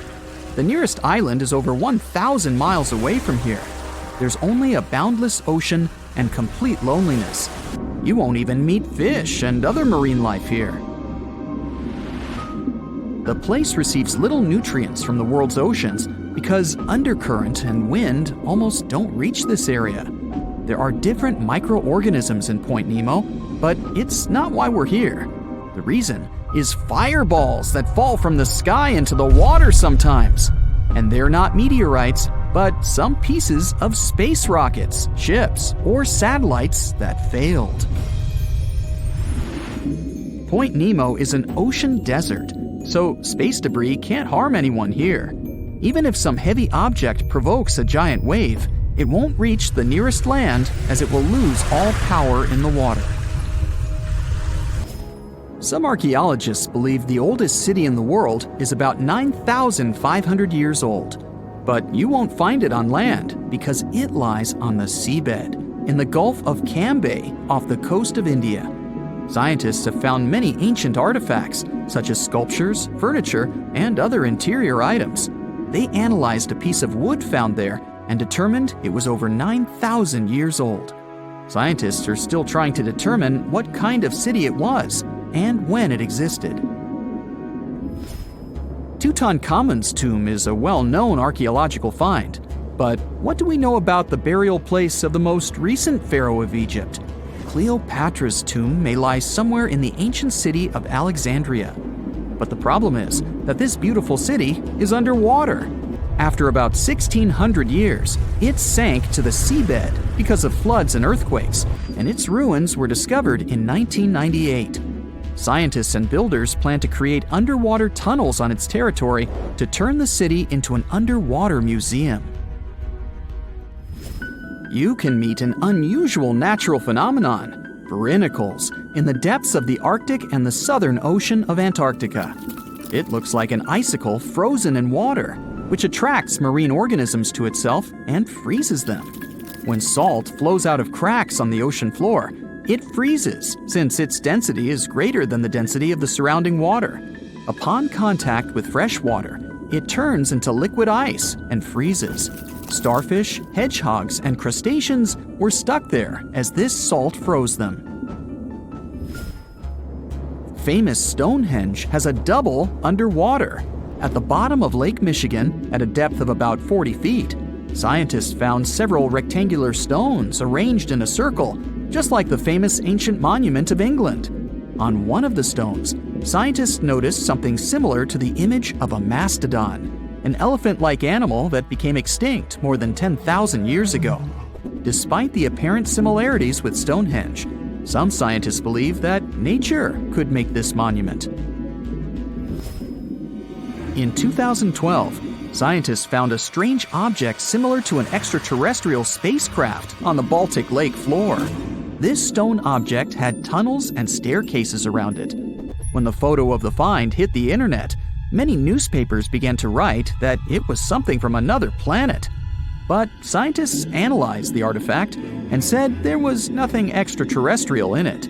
It was a natural rock formation. But no one knows how nature could do such a thing. Texas is home to some of the oddest, creepiest, and most unusual animals you've ever heard of. It might come as a surprise, but this state is full of creatures you'll hardly see in other places. So, let's have a look at the most amazing ones. This truly beautiful bright blue creature is called the blue sea dragon. Despite such an imposing name, the critter is actually tiny. Usually no bigger than a grape. You may find it on the beach or floating beside you in the water. Now, you need to remember one thing. However pretty this little slug may look, never ever touch it. One tourist spotted a few of these pretty dragons on the shore of Mustang Island. He scooped one of the creatures up. He wanted to film it. Luckily, he put it back into the water before it could sting him. Otherwise, it would have ended badly since the blue sea dragon is venomous. Despite their tiny size, their sting can pack a punch, all because of their diet.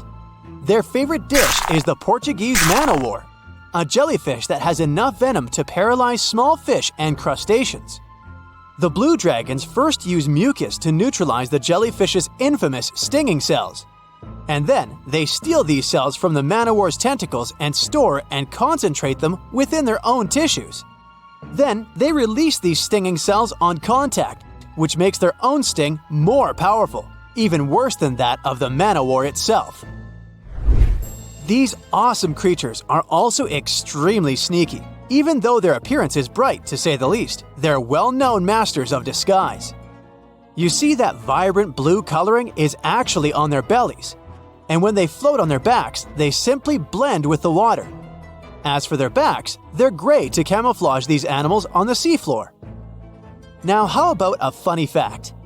A group of tiny dragons floating together is called a blue fleet. And another fact, blue dragons normally lay a string of around 16 eggs, and it takes them 3 days or so to hatch into larvae. Blue sea dragons rarely make it to the shore.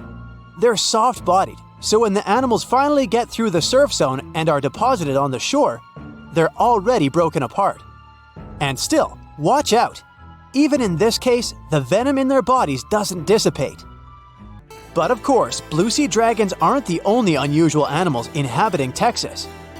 Have a look at this nightmarish creature, poisonous, slimy, and kinda immortal. Meet the hammerhead worm. The worst thing?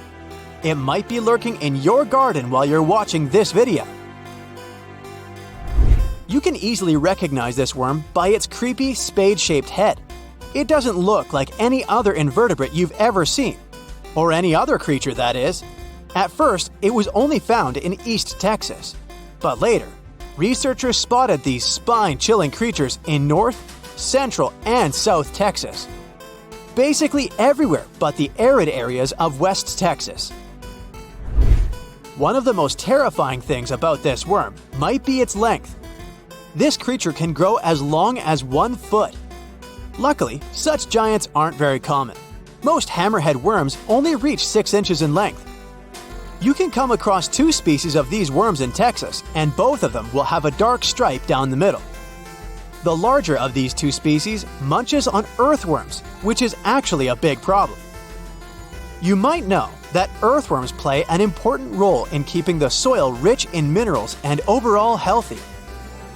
If earthworms disappear, plants in such areas won't be getting the nutrients they need. Even for humans and pets, meeting a hammerhead worm isn't the most pleasant experience either. Hammerheads are the only terrestrial invertebrates that secrete a very dangerous neurotoxin, the same as pufferfish produce. thanks to the sheer size of the human body, touching a hammerhead worm won't hurt you too much, but it may still cause your hand to start tingling or even go numb. It's much more dangerous for pets. There have been cases when dogs ate hammerheads, which left them feeling sick for the whole day. Interestingly, these worms are native to Southeast Asia. But they must have mastered the art of hitchhiking, since in the early 1900s they were already found in the US. Keep in mind that if you want to get rid of a hammerhead worm, which is the best course of action, the worst thing you can do is chop it with a shovel.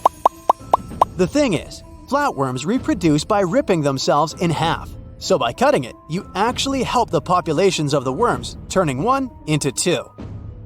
That's the reason why hammerheads are sometimes described as immortal, which is a bit of a stretch since these creatures can't survive in vinegar or salt. Now, even though you're safe from the hammerhead worm in West Texas, it doesn't mean you can't come across another dangerous animal, such as the land lobster from hell. These creatures are also known as vinegaroons, and they're not real crustaceans, they're arachnids. Huh? Who would have guessed? Anyway, these 8-legged critters have a really nasty bite, but it's not the worst thing about them. Land lobsters, brace yourself, spray vinegar-like 85% acid from their tails. Mostly they do it to protect themselves, but it still sounds like an unfriendly thing to do, right? A land lobster can also pinch a finger that's gotten too close with its heavy mouth parts. At the base of their abdomens, vinegaroons have long whip-like tails.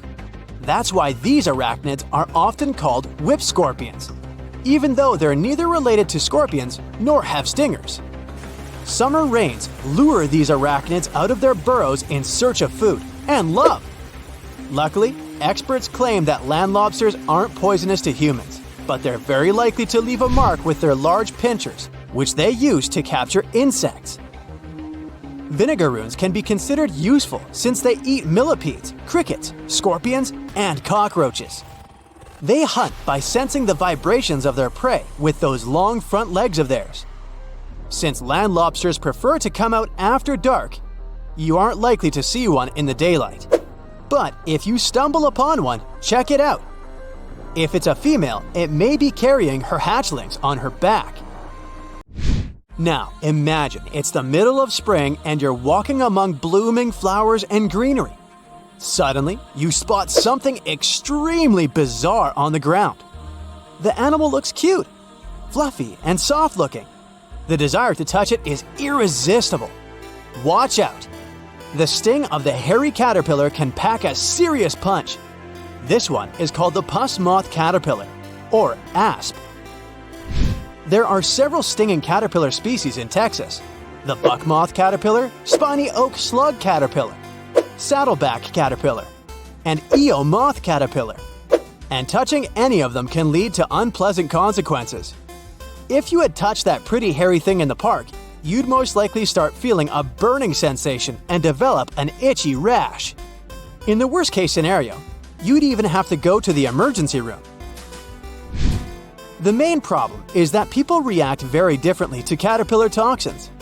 Some may develop more severe reactions than others. Plus, how bad the consequences are also depends on the thickness of the skin in the affected area. In most cases, the unpleasant sensation and rash go away in a few hours or sometimes days. On the bright side, such caterpillars later turn into moths and butterflies that help pollinate flowers and trees. Getting rid of these critters means doing a massive disservice to the area where you live. Specialists are sure that coming across a stinging caterpillar won't lead to anything bad if you keep in mind the rule of thumb. If a caterpillar looks fuzzy, don't touch it. And the best solution to dealing with such creatures is educating people on what such caterpillars are, what they look like, and why it's dangerous to touch them with unprotected hands. It looks like a prehistoric creature that came from the time of dinosaurs. This scary beast is called the basking shark. It can grow up to 39 feet. People have only reported 3 of them in the past 160 years. The last sighting was in 2015, and before that, about 80 years ago. These sharks sometimes rise to the surface to filter out small animals, such as shrimps and other small crustaceans, when they want to have a nice, tasty seafood dinner. But when there isn't enough grub at the surface, they go down to the depths of almost 3,300 feet, where they tend to stay for months, which is something researchers discovered using satellite tags. Tag, you're it! Now, basking sharks like to spend their time in more temperate waters, but they can migrate long distances. They live across the globe, but in warm tropical or subtropical areas, they won't go near the surface because they're not fans of high temperatures. The lion's mane jellyfish is not that rare, but it's fascinating how large it is.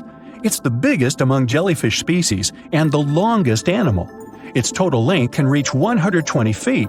That's approximately 23 feet more than the longest blue whale scientists know about. The jellyfish has around 70 to 150 tentacles, and they all contain huge amounts of neurotoxins that can seriously harm you if you come in contact with the animal. But people don't usually come across this type of jellyfish because it rarely lives near the coast, preferring the open ocean.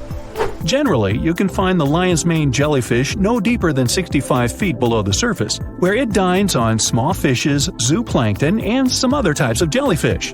It uses its tentacles to catch its value meal. Hey, you want fries with that? The giant phantom jelly comes out of the darkness and depths of the ocean's midnight zone. Its sun hat-shaped bell reaches over 3 feet across. This bell trails 4 ribbon-like mouth arms that can be up to 33 feet long. This quite rare creature uses its mouth arms to catch unfortunate animals swimming around and not knowing what's coming for them.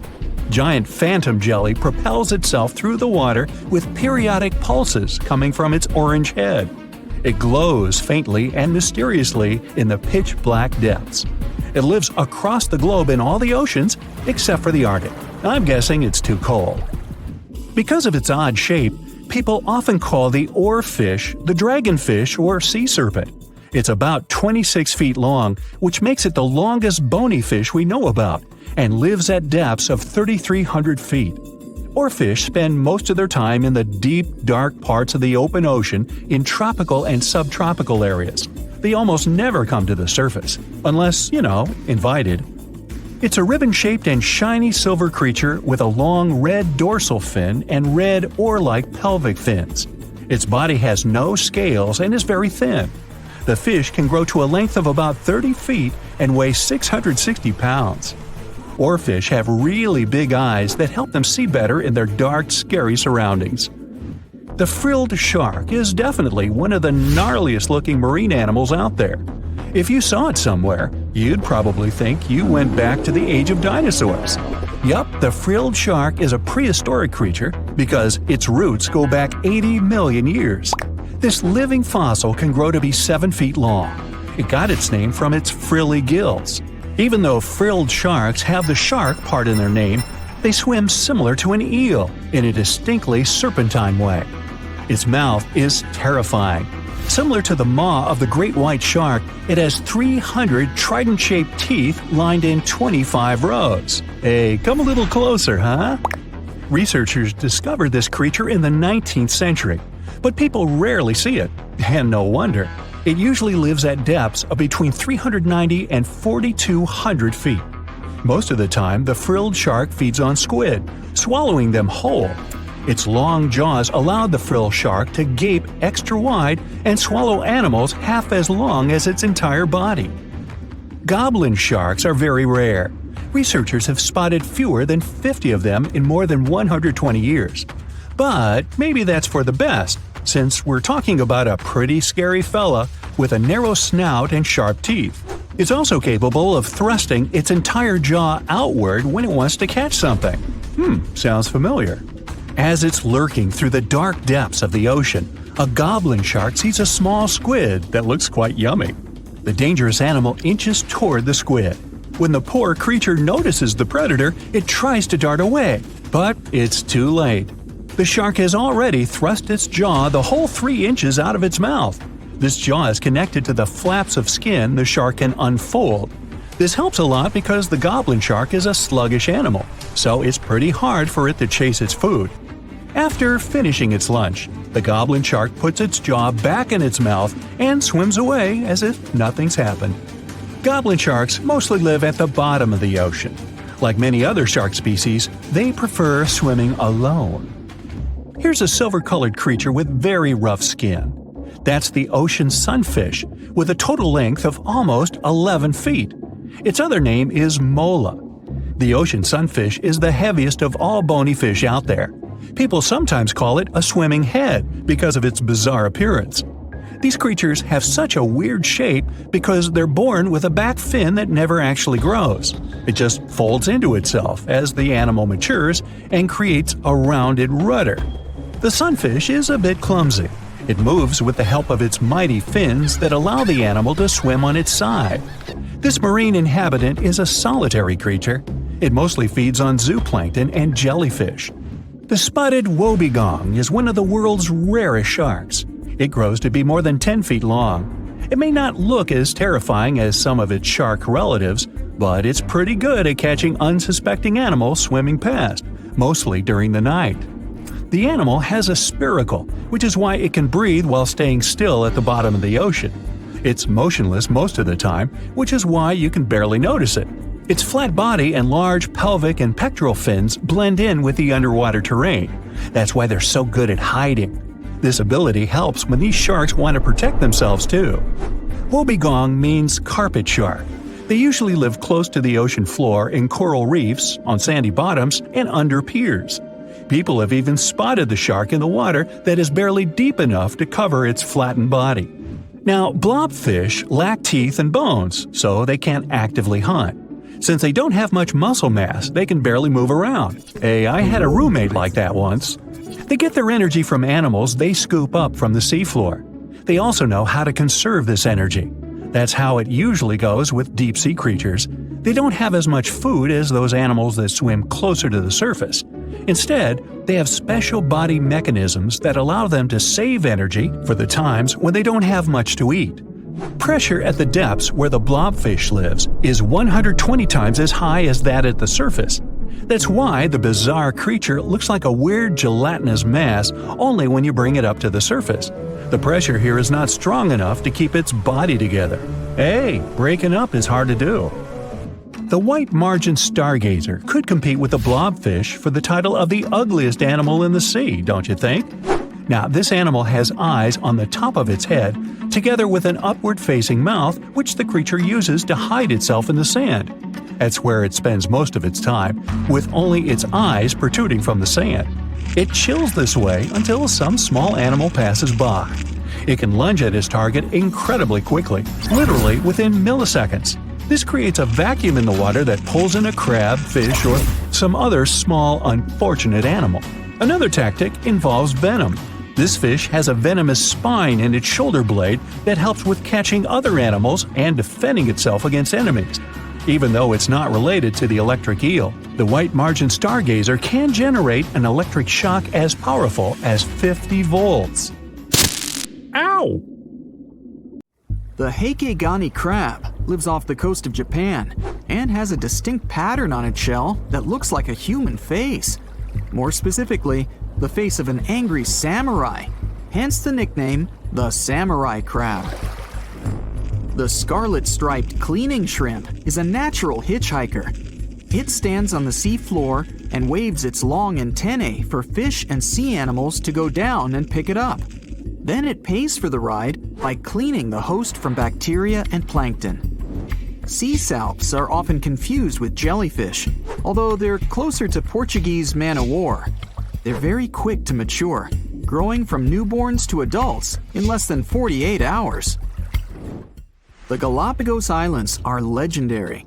They've got giant tortoises, blue-footed boobies, Sally Lightfoot crabs, and red-lipped batfish. But if you've ever swum around there, you might have seen something really unexpected in the water. Iguanas, everywhere. These large marine reptiles eat the algae that grow on underwater rocks. They're strict vegetarians. I bet the fish are happy about that. A long flat tail designed for swimming helps them move around, and sharp claws keep them on the rocks for their daily sunbathing sessions. But watch them closely, they sneeze a lot. They haven't got a cold or anything. They're sneezing out salt. A special gland keeps the salt out of their nose, and they've got to get rid of it somehow. Sounds painful. What's cool is that they don't mind us in the water with them.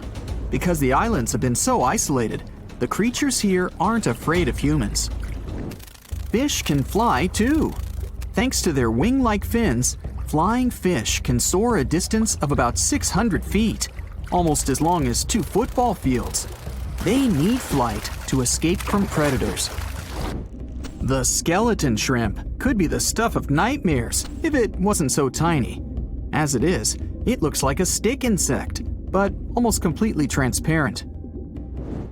This creature looks more like a fish from a horror movie than from Earth's oceans.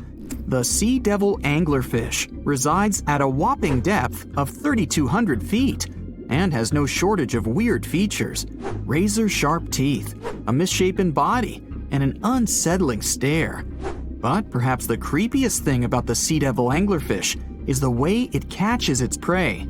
It has a fishing rod-type appendage on its forehead that has a glowing light attached to the end to attract animals. Once these animals come close enough to the light, bam! They're captured by the sea devil's massive jaws. These guys are even capable of eating prey larger than they are, so their eyes aren't bigger than their stomachs. Starfish can cover their prey with their stomachs and eat it outside its body. Then, they simply bring their stomachs back inside. Well, that's handy. Their relatives, sea cucumbers, can do the same party trick, except that they leave part of their guts behind to scare their attacker. It's okay, the missing parts quickly grow back. Cockatoo squids, or glass squids, are a large genus whose members can reach quite impressive size. Yet, one thing they have in common is that their bodies are transparent, and the internal organs glow in the dark. Despite the hairy octopus looking like it's forgotten to comb its hair in the morning, it's actually its skin that's sticking in every direction. Other sea creatures have a harder time realizing where the octopus itself is this way, I guess. The hairy squat lobster lives in reefs, hiding from its enemies in crevices. If you're lucky to see it, you'll instantly notice the drastic difference between its whitish hairs and vibrant pink and violet claws. If you step on a sea urchin, you're gonna know right away. Look at those spikes. While they're not aggressive, they've got a great defense going against any creature that wants to eat them. Venomous spikes and a poisonous bite. Pick your poison, literally. They live in all the oceans of the world, so avoiding them is out of the question. They mostly hang out in shallow water, hiding in rock pools and reefs. So, unmindful people step on them a lot. The long venomous spikes of the urchin look like needles. They feel like them too. They can go in quite deep. Plus, they release a strong toxin. So, what's the cure? Remove the spikes quickly and wash with salt water. Sea turtles are constantly crying. They're not sad or anything. The weeping is only because they excrete excess salts from their body through their tears. Box jellyfish tentacles grow up to 10 feet long, and each tentacle has 5,000 stinging cells. Not bad for a creature that's mostly just water. Their venom is strong enough to paralyze anything they want to eat. Now, if you happen to get stung, it's going to hurt a lot. Its toxins contain proteins that affect the heart, skin cells, and even our nervous system. No wonder it's considered one of the most dangerous creatures on the planet. I wouldn't recommend using sunscreen, soda, coffee, or other older methods. They don't work. Your best bet is some good old-fashioned seawater. Looks like jellyfish are the rulers of the ocean, not sharks. The margin sea lizard isn't an actual lizard. It's a kind of sea slug that dwells close to the water surface. It swims upside down and somersaults to get food. And let's admit, it looks very cute. When some foreign object gets into an oyster's shell, be it a grain of sand, a parasite, or garbage, the thing irritates the mollusk's inner walls. Since the animal can't spit the item out, it envelops it in thin layers that separate from the body. These pearlescent layers accumulate until they form a round pearl. In the past, people believed that pearls were the tears of mermaids. Now we know they're just some decorated debris. Dolphins have highly developed communication. They call each other by name. Each dolphin responds to a specific sound. Mostly they say, "Stop calling me Flipper." The orca is the largest of dolphin species, and they actually have different cultures. Two orcas from different social groups won't even understand each other's language. They're the only animal known to do this. I wonder if they developed any Google Translate for dolphins. The banded shrimp, or banded boxing shrimp, was really aptly named. It's got bands of color all over its body and always stands in a boxer-like, ready-to-strike pose. The brown-lined paper bubble is another sea slug, and it definitely looks like one. It's got a special ability, though. It can quickly burrow holes in the sea floor, hiding from enemies inside them. The snakefish, as the name implies, looks a lot like a snake, but it has a very distinctive feature. It can walk on its fins. Thanks to this peculiarity, it easily crawls from one waterbed to another, choosing habitats more to its liking. On the way, a snakefish can get hungry, for sure, so it often munches on small birds and rodents. It can grow quite big, though, and hunt even larger animals. How much weirder can it get than to walk through the woods and suddenly see a huge and toothy fish stalking some rabbit? The alligator snapping turtle catches its prey by going fishing. Its tongue looks like a worm, and the turtle waits with its mouth wide open at the bottom of a stream, lake, or pond until some unsuspecting fish takes the bait. Then, snap! The jaws come together faster than the blink of an eye, and dinner is served. The mossy jellyfish is normally invisible in the dark abyss where it dwells, but when exposed to light, it will reflect it and shine beautifully. The black swallower might be small, but make no mistake, it could easily gulp down your favorite puppy. It can open its mouth extremely wide, allowing it to swallow prey twice its size. The African tigerfish will eat whatever it finds, and given its own size and that of its monstrous teeth, you can imagine it finds a lot of food. It mostly feeds on other fish, but when nutrition is scarce, it can jump out of the water and catch both insects and small birds right in the middle of the flight. It's not so big as to eat a human, of course, but the name should warn you that it can easily take a bite out of your arm or leg. Your brain controls your arms and legs, but with an octopus, each arm is actually kind of independent with its own special brain, held together by a bigger central brain, kind of like the conductor of an orchestra. The central brain sends higher-level signals to each arm, saying things like, "Move to the left, there's a crab behind the corner," or "Touch this silly human's foot, let's mess with him a little bit." No matter how smart their arms and legs might be, an octopus still needs to look after them all the time. Look at this pretty creature. It looks cute and totally harmless. But you should know that appearances are deceptive, and the blue-ringed octopus is an extremely venomous species of octopus. In fact, they are one of the world's most venomous marine animals. These creatures are found in tide pools and coral reefs. Despite their small size, a mere 5 to 8 inches, they're very dangerous to humans if provoked.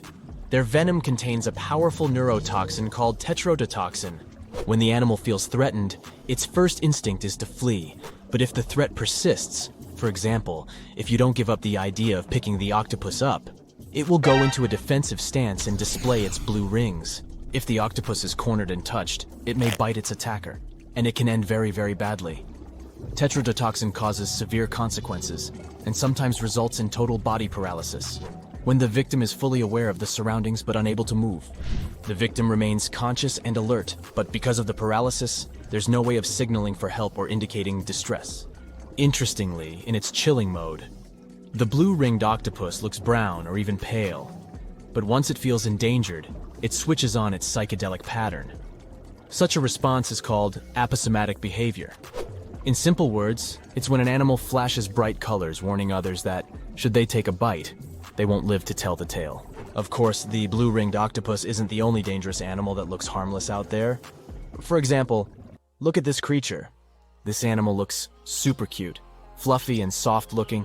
The desire to touch it is irresistible. Watch out.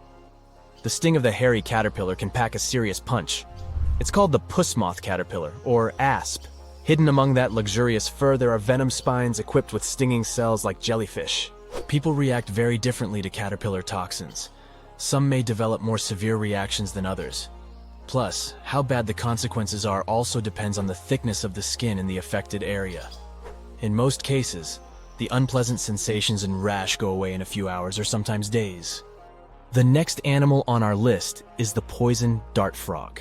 There are more than 170 species of these frogs, and funnily enough, not all of them are actually poisonous. Those which are secret extremely dangerous toxins through their skin. On the bright side, the frogs never use these toxins for hunting or attacking. They only have them for self-defense. Experts aren't sure, but they suppose that the frog's ability to produce these toxins might come from a diet rich in toxin-containing animals, for example, centipedes or ants. Indigenous peoples in Central and South America have been known to rub their arrows and darts on the frogs in order to give them a poison tip. The main thing you need to keep in mind: if you touch a poison dart frog, seek assistance immediately. Especially if you've come across the golden poison dart frog, it's the most toxic one. The flamboyant cuttlefish is the only known venomous cuttlefish species. This creature has incredibly poisonous muscle tissue, despite its tiny, 2 to 3 inches at most, frame. Watch out for a dark brown underwater animal with 2 tentacles and 8 arms. It's also likely to have purple and yellow around its arms. Anyway, your best bet is to avoid biting into one of these intriguing creatures, and you'll most likely be safe. Predatory cone snails are very slow animals. This is the main reason why they have no means to capture their prey mechanically. I mean, they can't really grasp another animal or bite it. Instead, the cone snail has evolved potent venom that helps it survive. Probably the coolest thing about these creatures is that among almost 1,000 species, there's no overlap in the toxins produced by each of them. Even though cone snails don't have fangs, they have a venom-covered harpoon they use to sting their prey. There's a tube-like structure at the end of a venom bulb, and a modified tooth can shoot out of the tube at a mind-boggling speed of 400 miles per hour. So being slowpokes doesn't actually bother cone snails. And since the venom is unique to certain species, some of them can deliver a minor sting, while others might cause serious harm to your health. For example, this reef-dwelling little fella unleashes a harpoon-like tooth to sting its prey, and there is no known cure for its venom. When you think of pufferfish, you probably imagine a bloated-looking creature with impressive 360-degree quills. But beneath those funny spikes, there is a vicious creature. And the most dangerous part of this creature is its poison, which is considered to be one of, if not the, most dangerous and potent in the world. The good news is that you won't get poisoned unless you eat the fish. So maybe better stick to the California roll. Now look at this insect and try to never approach it. It's the Japanese giant hornet. This monstrously sized creature, which can grow to be almost 2 inches long, is known to be highly aggressive. Its impressive stinger packs enough venom to make the sting very, and I mean it, painful. Some people don't survive being stung by this insect. Even though the venom isn't the most potent, the large size of the creature makes the dose too big. And if it's not one but several hornets attacking you, well, the consequences are likely to be dramatic. The giant hornet isn't necessarily unfriendly toward people or other animals, but it will sting if you provoke it. This truly beautiful bright blue creature is called the blue sea dragon. Despite such an imposing name, the critter is actually tiny, usually no bigger than a grape. You may find it on the beach or floating beside you in the water. Now, you need to remember one thing. However pretty this little slug may look, never ever touch it. Despite their tiny size, their sting can pack a punch, all because of their diet. Their favorite dish is the Portuguese man-o'-war, a jellyfish that has enough venom to paralyze small fish and crustaceans. The blue dragons first use mucus to neutralize the jellyfish's infamous stinging cells, and then they steal these cells from the man-o'-war's tentacles and store and concentrate them within their own tissues. Then they release these stinging cells on contact, which makes their own sting even more powerful. even worse than that of the man-o'-wars itself. These awesome creatures are also extremely sneaky. Even though their appearance is bright, to say the least, they're well-known masters of disguise. You see, that vibrant blue coloring is actually on their bellies, and when they float on their backs, they simply blend with the water. As for their backs, they're gray to camouflage these animals on the sea surface. The Urukandji jellyfish, found in Australia, looks tiny and totally innocent, but appearances are deceitful, and this baby, the size of a human thumbnail, is actually extremely dangerous. During stinger season, which lasts from November to May, tons of beaches get closed because of these itsy-bitsy creatures. What makes the jellyfish particularly dangerous is their miniature size. People simply fail to notice them while swimming. The infamous box jellyfish, named for its cubic body shape, lives in the Indian and Pacific Oceans. Stay away if you spot a creature with a squarish bell and long, dangling tentacles. And even if you only see a single tentacle without the jellyfish attached to it, don't come close or touch it. The box jellyfish can grow up to 10 feet, and each of its tentacles has about 500,000 microscopic harpoons to inject venom. Unlike other jellyfish, box jellyfish are hunters. They can latch onto you by wrapping their slender tentacles around your limb or body. With how dangerous their venom is, it won't be a pleasant experience. Wanna high-five a sea creature? Well, put your hand up for the Tasmanian red handfish. This fish doesn't swim like a fish. It walks. It uses its flipper-like hands to stroll around on the ocean floor. These bottom walkers are disturbed by swimmers and boats a lot. Some people even want to take them home as pets. I think it's better to just give them a wave and swim on by. The vampire squid. Its species name is Vampiroteuthis infernalis, which translates to vampire squid from hell. Oh yes, this vampire squid means to terrify everyone with its name, its dark red color, its spikes at the bottom, and the scary fact that it can basically turn itself inside out.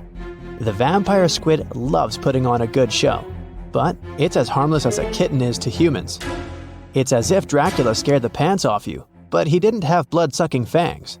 The vampire squid feeds on food particles from plants and animal matter floating near the ocean's surface. Since they're not predators, they need good defensive strategies, and their vampiric look is designed to ward off large creatures who want to eat them. Turning themselves inside out is a defensive mechanism since the spiky areas in the inner skin are more intimidating. They also shoot out a substance that does not have color, but is packed with bioluminescent particles to distract predators. The vaquita. Going out on a boat off the coast of Mexico sounds like the perfect vacation. The sun, the blue water, the most endangered sea creature. Wait, what? The vaquita isn't dangerous, but don't expect it to stick around to say hello or sign any autographs. It's incredibly shy. This little cow, that's what it means in Spanish, is one tiny sea mammal. With those black markings around its eyes, it looks more like a sea panda to me. Seeing one should make you feel very special. They're on the brink of extinction, mostly because they got caught by accident in fishing nets. It's estimated that there's only 10 left in the wild. The blue dragon. This little creature looks like something out of a kid's fantasy movie. It's called the blue glaucus, casually referred to as the blue dragon or blue angel. It can be found in many places, the Atlantic, Pacific, and Indian Oceans. It's kind of a mollusk and it only grows to be about an inch long. What you think is the back is actually the mollusk's bright underbelly. It regularly floats on its back so that its blue colors help it camouflage with the water's waves. The blue dragon isn't just pretty, it's also smart. It usually feasts on Portuguese man-o'-wars, also known as Physalia physalis. The blue dragon stores their stinging cells for later use, in essence, stealing their defensive mechanisms. When the blue dragon is threatened, it releases those stinging cells it stored, directing them at an enemy to sting them with more power than the Portuguese man-o'-war would have been capable of. As they can store a huge amount of stinging cells, they can be a threat to humans. So, if you find one, don't pick it up. It's best to admire it from a distance. The barrel-eye fish.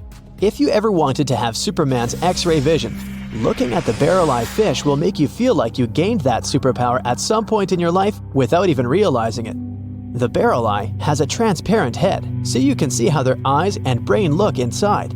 This magnificent creature lives in the deep sea. This is the lowest level of the ocean, where strange creatures roam in near-freezing temperatures and constant darkness. They're exposed to water's pressure that's almost 1,000 times that of the surface. If the idea of the deep sea sends a shiver down your spine, stay tuned to learn about another of its creatures later on. The barrel-eye fish can be found in the Atlantic, Pacific, and Indian Oceans. You might be wondering, why oh why would a fish have a see-through head? And that would be a fair question. Since the species was discovered in 1939, it was believed that the fish's eyes were set to see straight ahead and couldn't move. So it was assumed that they had tunnel vision. Scientists Bruce Robinson and Kim Reisenbichler from the Monterey Bay Aquarium Research Institute recently discovered that the fish can move its eyes vertically to see through the top of its translucent head, thus noticing if there are predators or prey nearby.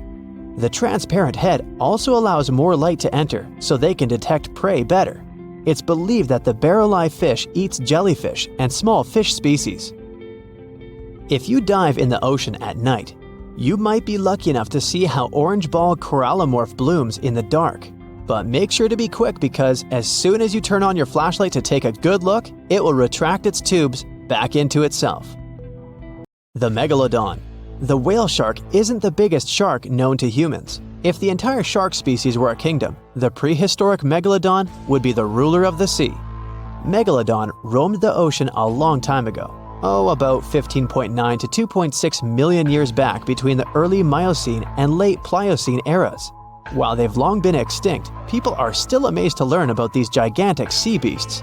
Megalodon could reach anywhere between 45 feet to 60 feet in length with jaws more than 6 feet wide.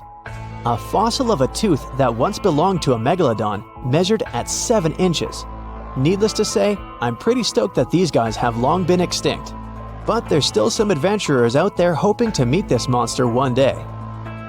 The Dumbo octopus. This adorable creature, or creepy creature, or however you want to see it, is officially called Grimpoteuthis. More casually, it's referred to as the Dumbo octopus, named after the Disney character. Though Dumbo, the elephant, not the octopus, was teased for his big ears, it's highly unlikely that this adorable octopus gets teased by its water neighbors.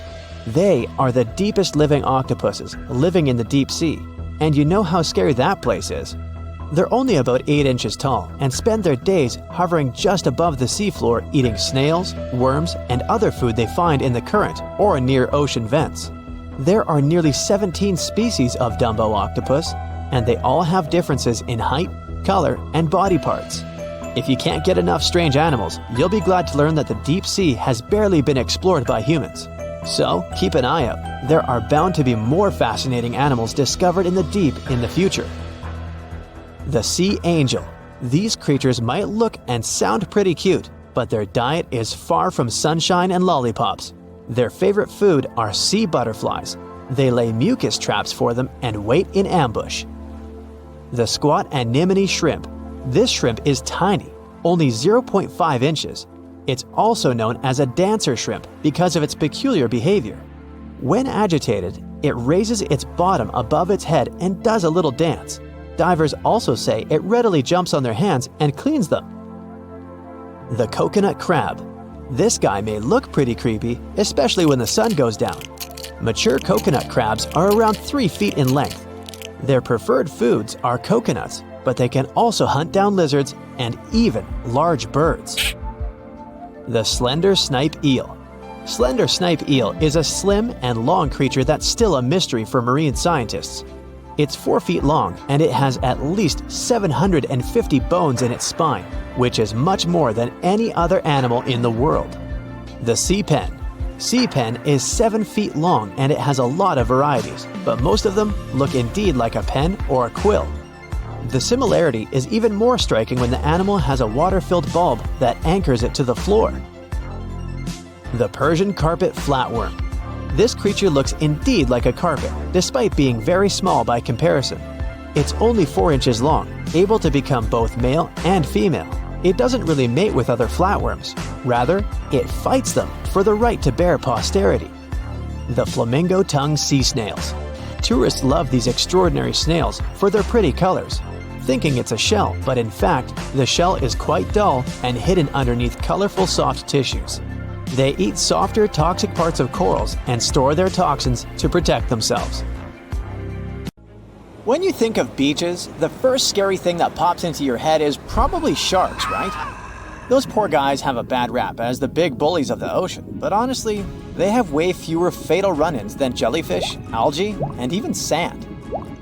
Every year, tons of people flock to the beach to soak up the sun and chill by the waves, but digging holes in the sand can actually be pretty risky. In February 2024, a tragic incident occurred when a 7-year-old girl got trapped after a roughly 5-foot deep hole she dug with her brother caved in on her. Despite efforts from bystanders to rescue her, help arrived too late. You might think digging in the sand is harmless, but deep holes can be a final exit trap. Sand is defined by its size, not by its material. Most beach sand is quartz, but tropical spots might have coral sand. The weight of the sand depends on what's mixed in. Pure quartz is pretty light, around 90 pounds per cubic foot dried out, while more mixed sands can get way heavier. When sand is wet, it holds its shape better, but when it dries out, it's a whole different story. If you dig a hole and then it dries, it's likely to collapse. The danger increases dramatically if someone is standing near the edge, adding weight and making it even more unstable.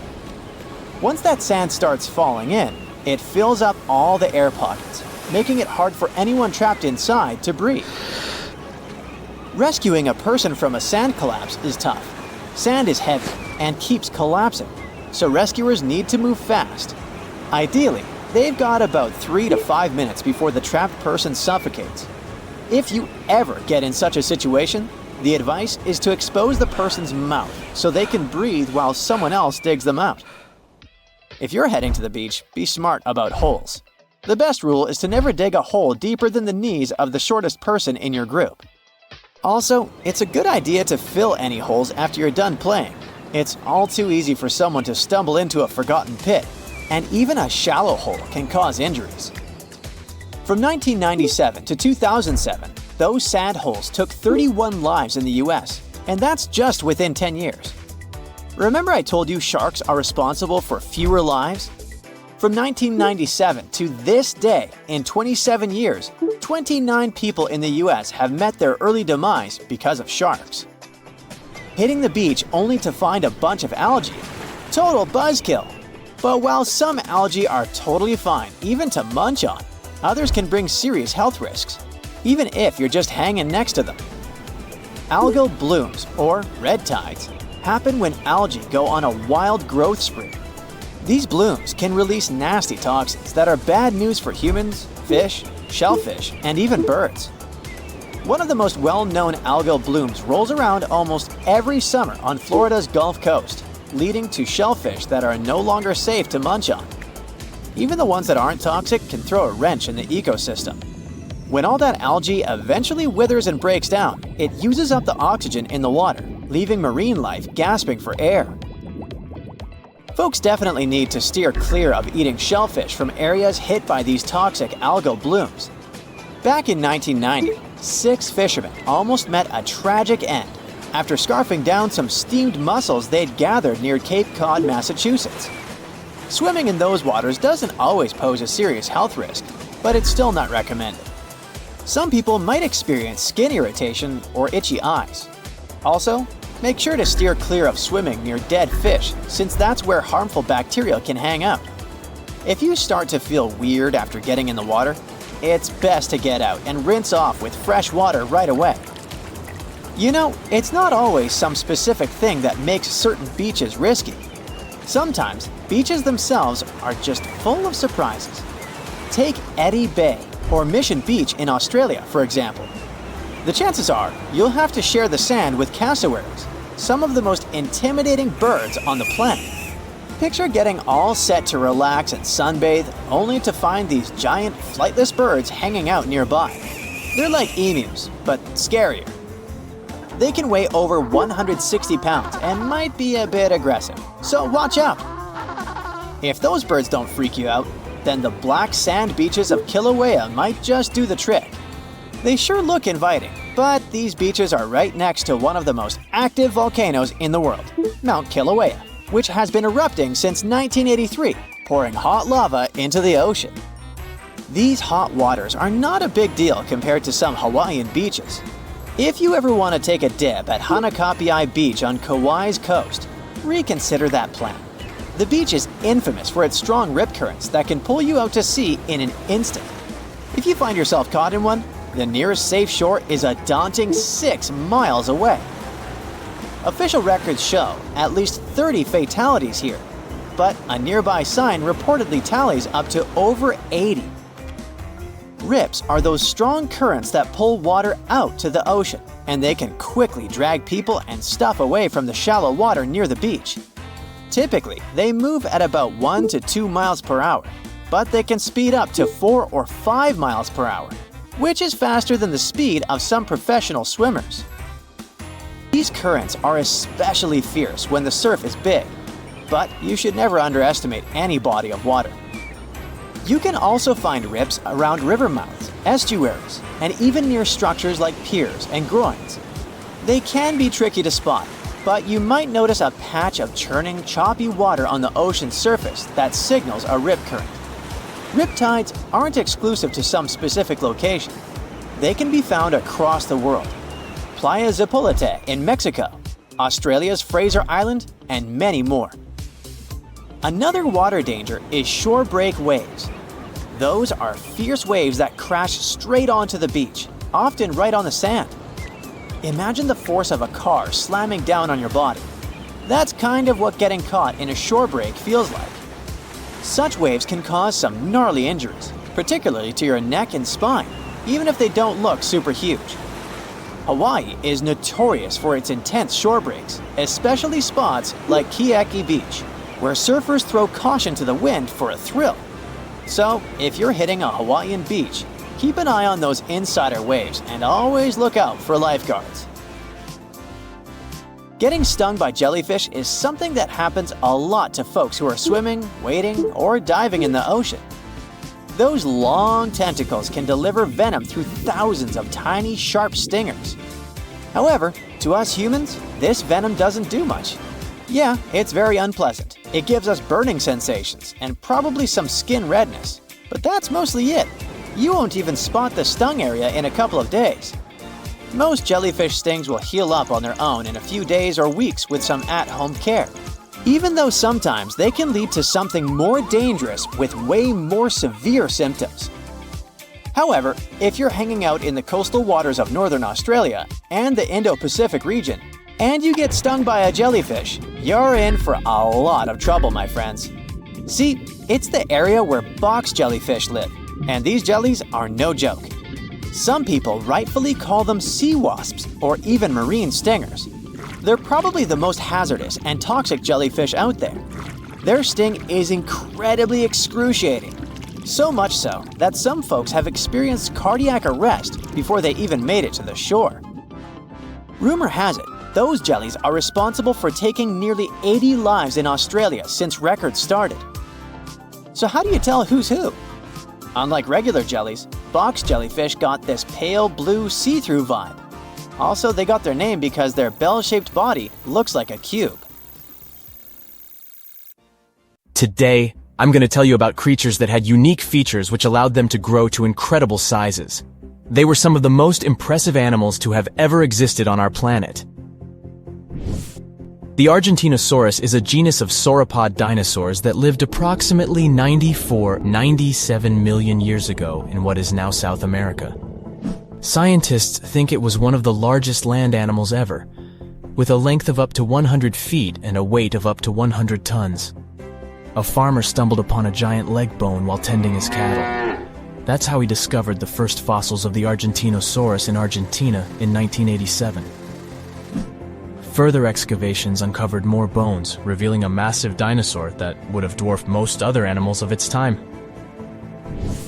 The Spinosaurus, meaning spine lizard, is a genus of theropod dinosaur that lived around 97 million years ago in what is now North Africa. It is believed to be one of the largest carnivorous dinosaurs to ever exist, with a length of up to 60 feet and a weight of up to 23 tons. The Spinosaurus is known for its distinctive elongated sail-like structure on its back. It was likely used for thermoregulation. It also had long crocodile-like jaws that were lined with sharp teeth.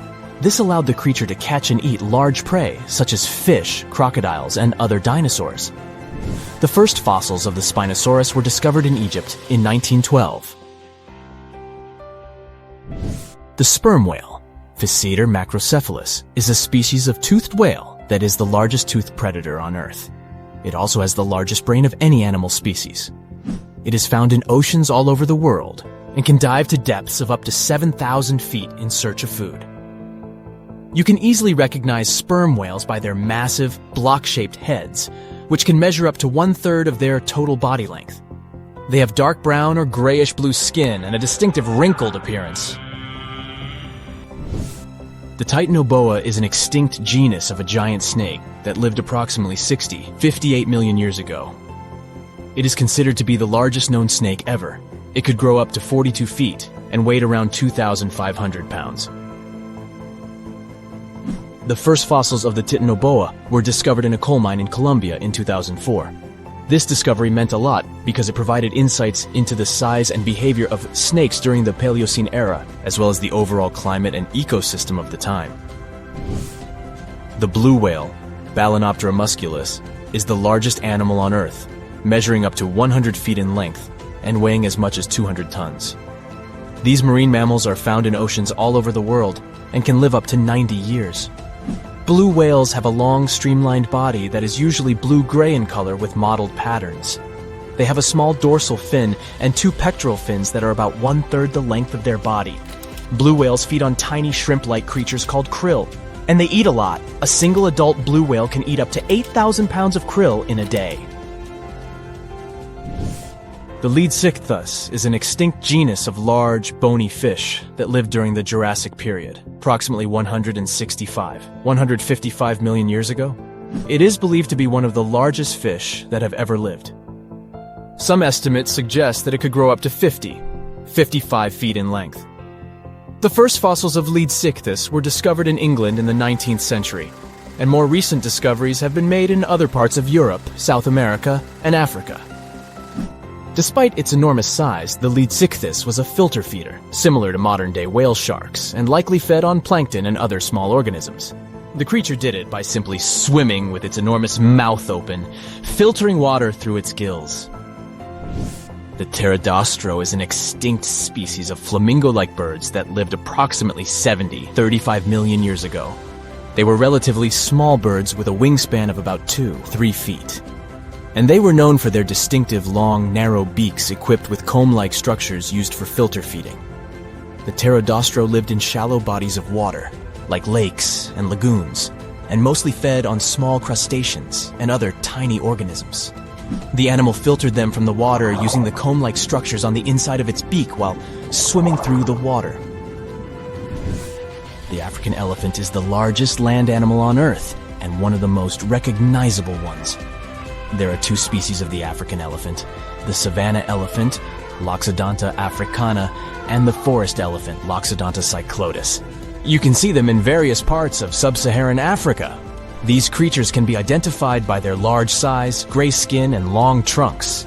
African elephants can grow up to 13 feet tall and weigh up to 14,000 pounds, depending on the species and gender.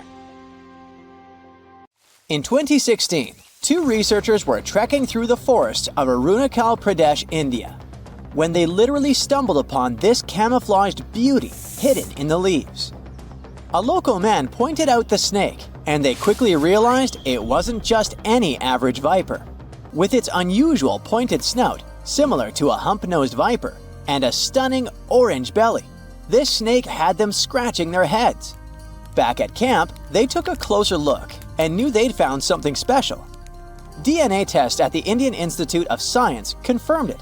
They found a brand new species, now known scientifically as Trimeresurus arunachalensis. But the snake's unique features didn't stop there.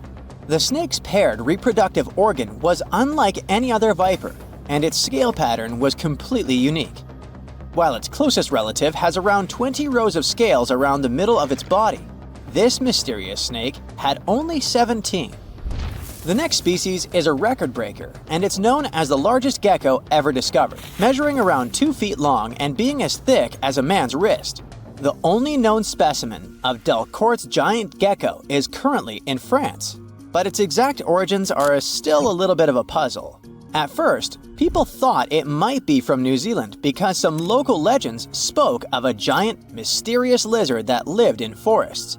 Even though it was a pretty fascinating theory, some recent DNA studies suggest that this nocturnal species is probably from New Caledonia. But as of now, no one can confirm it 100%. In general, sleeper sharks are big, slow-moving creatures that mostly hang out in deep, cold ocean waters. They usually have bulky bodies and a broad, flat head, which helps them blend into the dark sea. But in 2017, was caught at a fishing harbor and collected from a fish market located in Taiwan, and it didn't look like any of its relatives. First off, this 4.4-foot shark had smaller eyes and a tiny second dorsal fin compared to its cousins. It also had more rows of teeth in its upper jaw and fewer in the lower jaw, but the biggest surprise was that it was a pregnant female carrying 33 embryos. This means there are probably more of these sharks hiding out there in the deep ocean. We just haven't found them yet. Meet the pocket shark. It is tiny, just about 5.5 inches long, while most deepwater sharks are around 6.5 feet. But don't let its small size make you underestimate it, because this creature is definitely one of the ocean's coolest secrets. Discovered in 1979 in the deep waters of Chile, this tiny shark is like a real-life spy gadget with its mysterious pockets near its front fins. These pockets are large, measuring about 4% of its body length, and are believed to either glow or secrete pheromones. So this shark might actually light up to either confuse predators or attract prey in the dark depths. And when I say deep, I mean really deep.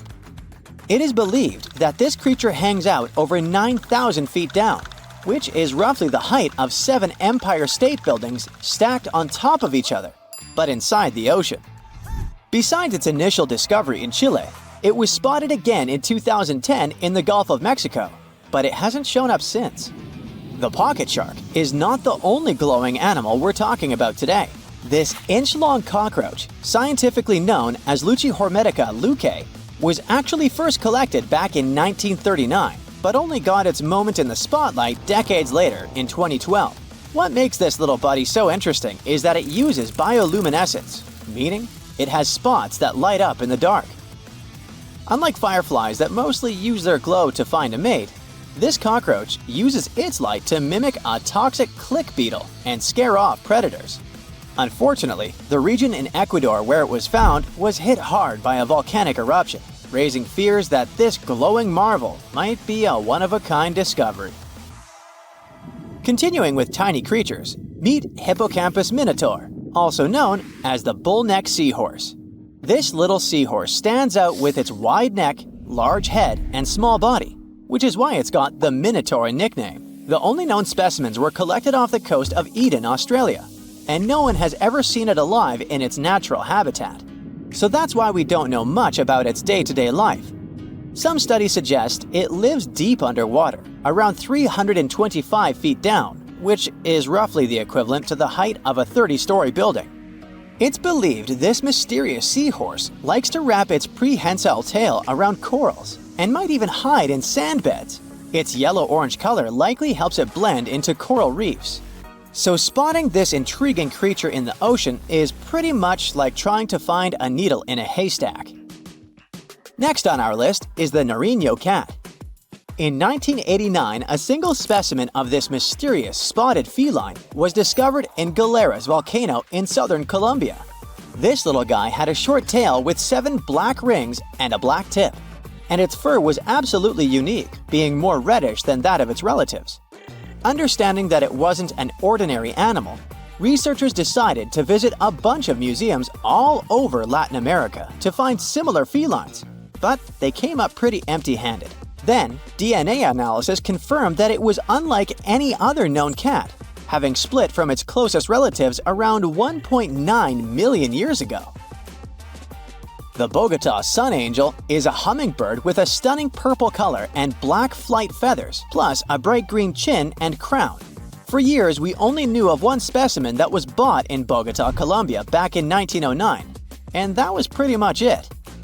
Nobody knew much more about this beautiful and mysterious bird. But that changed in 2017, when a study decided to analyze its DNA once again. The results suggest that the Bogota sun angel might not be a completely separate species after all. It looks like it is actually a hybrid, meaning it was a mix of hummingbirds from two different species. And it's likely that its mother was a long-tailed sylph, which is a gorgeous hummingbird that mostly lives in the Andes in South America. The spotted green pigeon, also known as the Liverpool pigeon, is like the unicorn of the bird world. It was first described in 1783 by an English physician named John Latham, who saw it once and that's it. Since then, no one has ever doubted that it was a pigeon, and many researchers were convinced it was a distinct species. But recent DNA studies revealed that this bird could actually be closely related to the famous dodo. You know, that chubby, flightless bird from Mauritius that looked like a giant pigeon with a quirky beak. Anyway, the Liverpool pigeon is about 13 inches long and has a unique look with yellow spotted feathers. Unlike its ground-loving cousin, the Nicobar pigeon, the spotted green pigeon was likely more of a tree hugger, feasting on fruits up in the branches. Today, if you want to see this rare bird, you'll have to visit the World Museum in Liverpool, where the only known specimen resides.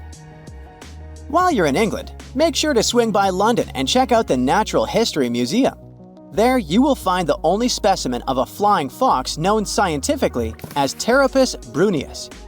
Flying foxes are usually some of the largest bats in the world. Their body length, I mean their size excluding their wings, can be around 16 inches. But this special bat, discovered in 1874 at Percy Island, is more like a mini version of its cousins, measuring 8.3 inches from head to toe. So even though it hasn't been spotted in the wild for a while, I wouldn't worry too much if you happen to come across it. You know how they say it's better to just hand over your wallet if you run into a mugger? Instead of surrendering their wallets, sea cucumbers choose to spit out some of their insides to fend off predators like crabs and fish. It's a natural defense mechanism for them, and they quickly grow those organs back in just a few days, thanks to special cells inside their bodies. It's not the only weird thing sea cucumbers do. They can actually breathe through their rear end. They have this thing called a respiratory tree that connects to their backside and sits right next to their intestines. So when they suck in water from their behind, it goes into that respiratory tree, letting them absorb oxygen directly into their fluids. Plus, sea cucumbers are the janitors of the ocean. They munch on whatever gets stuck in the sand on the ocean floor. Once they've eaten, they vanish to clean out the sand, leaving it nice and tidy after they do their business. As for the clean sand, the stunning white sand beaches in Hawaii are actually a product of parrotfish number 2. These fish munch on algae from rocks and dead corals, and while they're chomping away, they also grind up the leftover bits of coral in their bellies. When they're done, they move their bowels, and voila! It all comes out as beautiful sand. Not only do they play a vital role in keeping the coral reef ecosystem healthy, but they can churn out hundreds of pounds of this white sand every year. Marine animals are seriously impressive when it comes to holding their breath. Just look at sperm whales and elephant seals. They can stay underwater for a mind-blowing 2 hours. Then there's the Cuvier's beaked whale, which holds the crazy record at almost 4 hours underwater. When you compare that to the human record of 24 minutes and 37 seconds held by pro diver Budimir Shobat, it seems pretty insignificant. But what's the marine animal's secret that helps them excel humans this much? Unlike us, these sea creatures have a ton of hemoglobin and myoglobin in their blood and muscles, allowing them to store way more oxygen. When their oxygen runs low, myoglobin steps up and releases even more. Plus, they can tolerate higher levels of CO2, so they don't feel the need to breathe as quickly. There's even a study that found their myoglobin molecules have a unique charge that keeps them from sticking together, which boosts oxygen storage. And on top of all that, they can slow down their heart rate and restrict blood flow to hang out underwater even longer. Rumor has it that about 540 million years ago, a meteor loaded with frozen octopus eggs smashed into Earth. Sounds like a delirium, but some scientists are entertaining a very questionable idea that octopuses and their cephalopod buddies, like squids and cuttlefish, might actually have some extraterrestrial origins. The thing is, cephalopods have extraordinary DNA that doesn't look like any other DNA on our planet. They've got around 33,000 protein-coding genes in their genome, which is way more than what we humans have. A recent study suggests that their evolutionary story shows some odd traits that might hint at a connection to space, like they could be from some super far-off past, or even the future. The researchers went as far as to claim that modern octopuses could be the descendants of these frozen creatures that hitched a ride on comets and splashed down in our oceans. And why octopuses? Well, they really stand out in the animal kingdom. They can use different tools to build their own houses, and they can even solve everyday problems independently of their brain, as 2/3 of an octopus's neurons are in its arms. These traits seem to have just appeared out of nowhere during evolution. They even tossed around another quirky theory.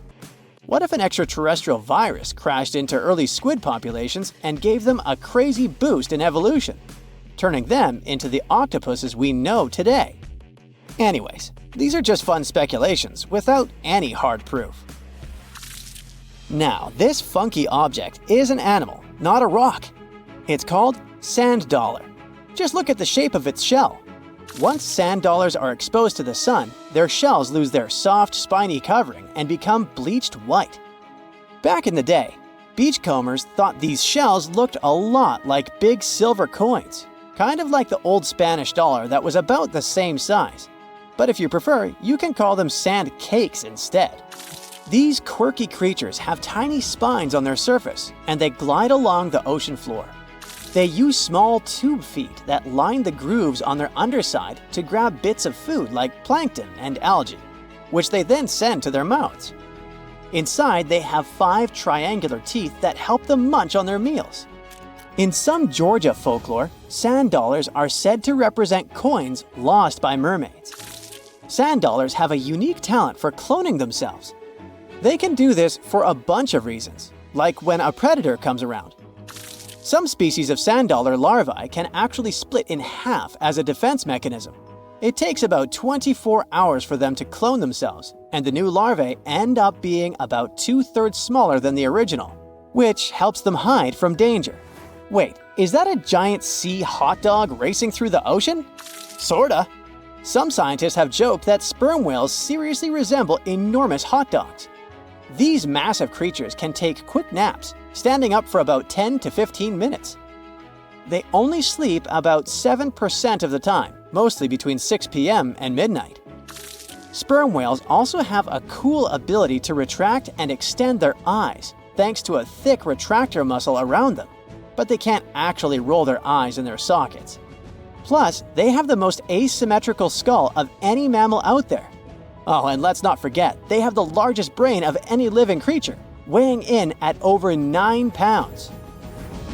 Unlike us humans, if dolphins went into full-on snooze, they'd stop breathing and could drown.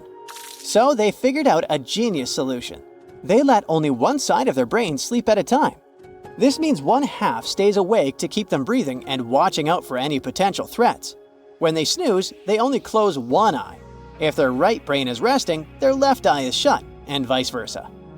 This unique sleep style is called unihemispheric sleep, and it lets them recharge without ever fully losing awareness. On top of that, dolphins might be using corals and sponges like their own little pharmacies. Scientists have seen them rubbing their bodies against specific types of coral and sponges, suggesting they might be treating skin issues.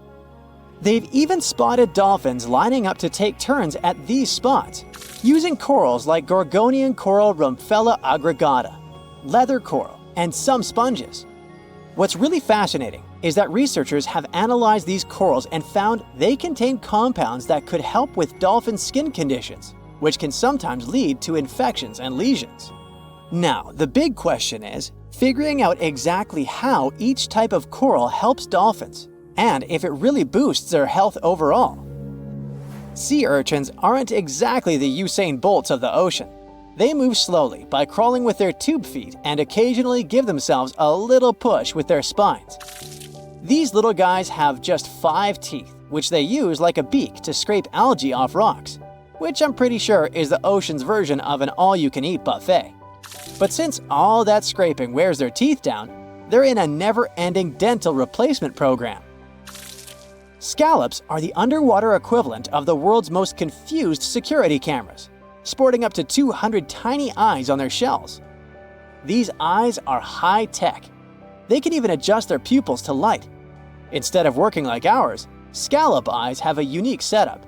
Light goes through a pupil, lens, 2 retinas, and then hits a mirror made of guanine crystals that reflects it back.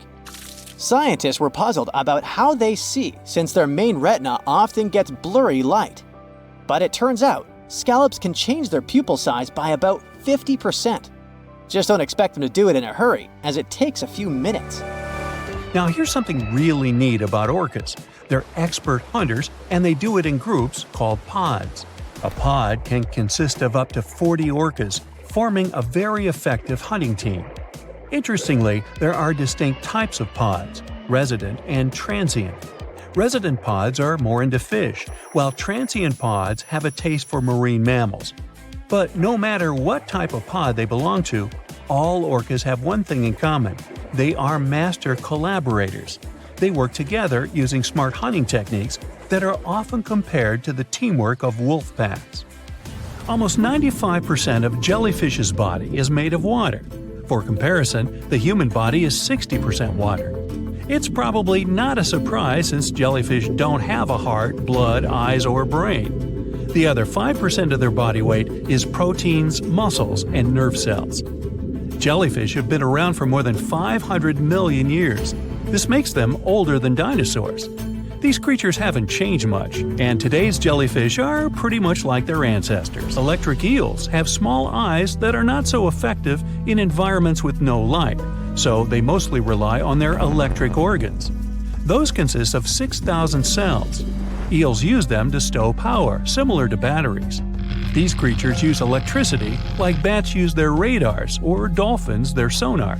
An eel can also produce enough electricity to power a panel of light bulbs. There's a small tropical archer fish that can learn to recognize human faces. This fish has an interesting ability to spit small jets of water from its mouth. Researchers showed the fish the image of 2 different faces placed side by side. One was unknown and the other was familiar. The fish was supposed to spit water at the familiar one. The creature took the right guess more than 80% of the time. There's such a thing as a sea unicorn. That's an animal called the narwhal. Its horn is actually a tooth that can grow up to 10 feet long. Manatees, also known as sea cows, are distant relatives of elephants. Their weight can go up to 1,000 pounds. These creatures are vegetarian and need to eat around 10% of their total weight on a daily basis. That's lots of sea salad. In some cases, manatees share space with alligators, but they get along pretty well. You can even find a photo from Florida where an alligator rides a manatee's back. Frogfish have special fins that help these creatures walk along the sand. They're very useful in shallow waters. A ghost pipefish is hard to see, but once you spot it, you're bound to get really surprised. Its head makes up over 40% of its body. Crabs don't feel like wasting time on such formalities as putting foods in their mouth. That's why they taste it with their feet, which is where their taste buds are. Marine iguanas are the only lizards on our planet that like spending time in the ocean, even though they mainly live on land. They're herbivores that feed in shallow waters and swim like snakes. Iguanas use their long claws to hold on to the bottom when they need to graze. Green turtles can cross over 1,400 miles when migrating. They try to find the perfect spot to lay their eggs. Penguins sort of fly when they're underwater, reaching a speed of 25 miles per hour. More than 5 million years ago, I've heard, I wasn't around then, deep-sea worms and humans had a common ancestor. So we still share 70% of our genes with these creatures, and with sea stars, squid, and octopuses.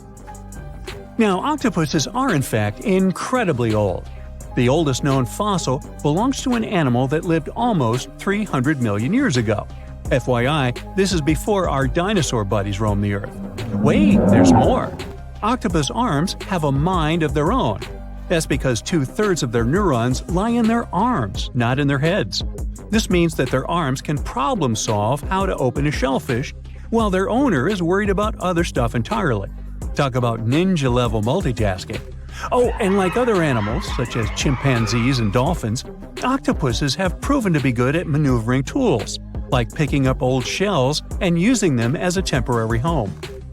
Now, of course, the most intelligent animals on our planet are humans, according to humans. But we don't seem to give pigs enough credit. Pigs are so smart they can play video games. No, not Minecraft. But in a recent academic study, scientists had 4 pigs play a joystick game. They had to manipulate the stick so that the moving ball would hit the wall and then they would get a treat. All 4 pigs did great in the test, which was surprising even to the scientists. Now, pigeons also aced an impressive test. They were trained to differentiate a Picasso painting from a Monet one, which they had no trouble learning. Then they were able to apply this knowledge, identifying works of art they had not previously seen, meaning they really understood the difference between each painter. Poor things are always seen as a nuisance. Now, if we placed kangaroos in an animal's most amazing ability contest, they'd win. It's mainly because they break the 4-legged rule.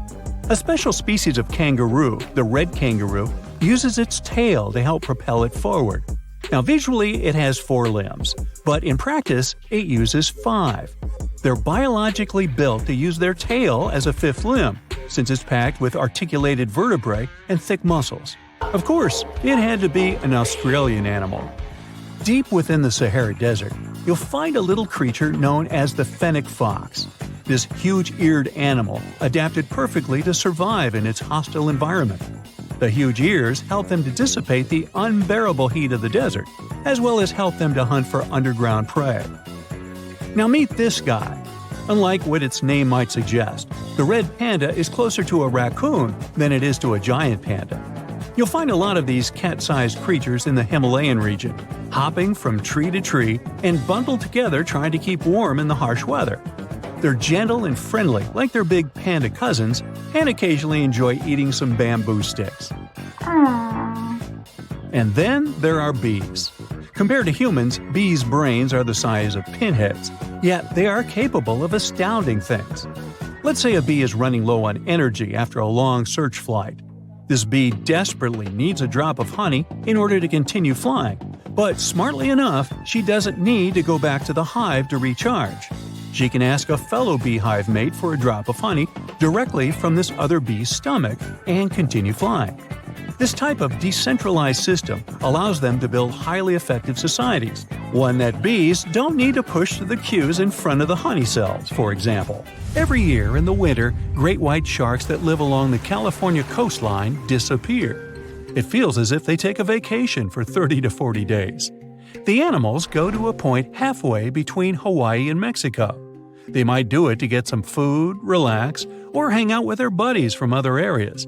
The spot is now called the Whale Shark Cafe.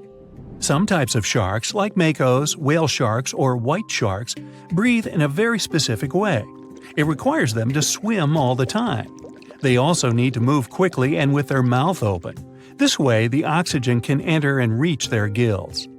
Sea sponges are some of the most primitive animals.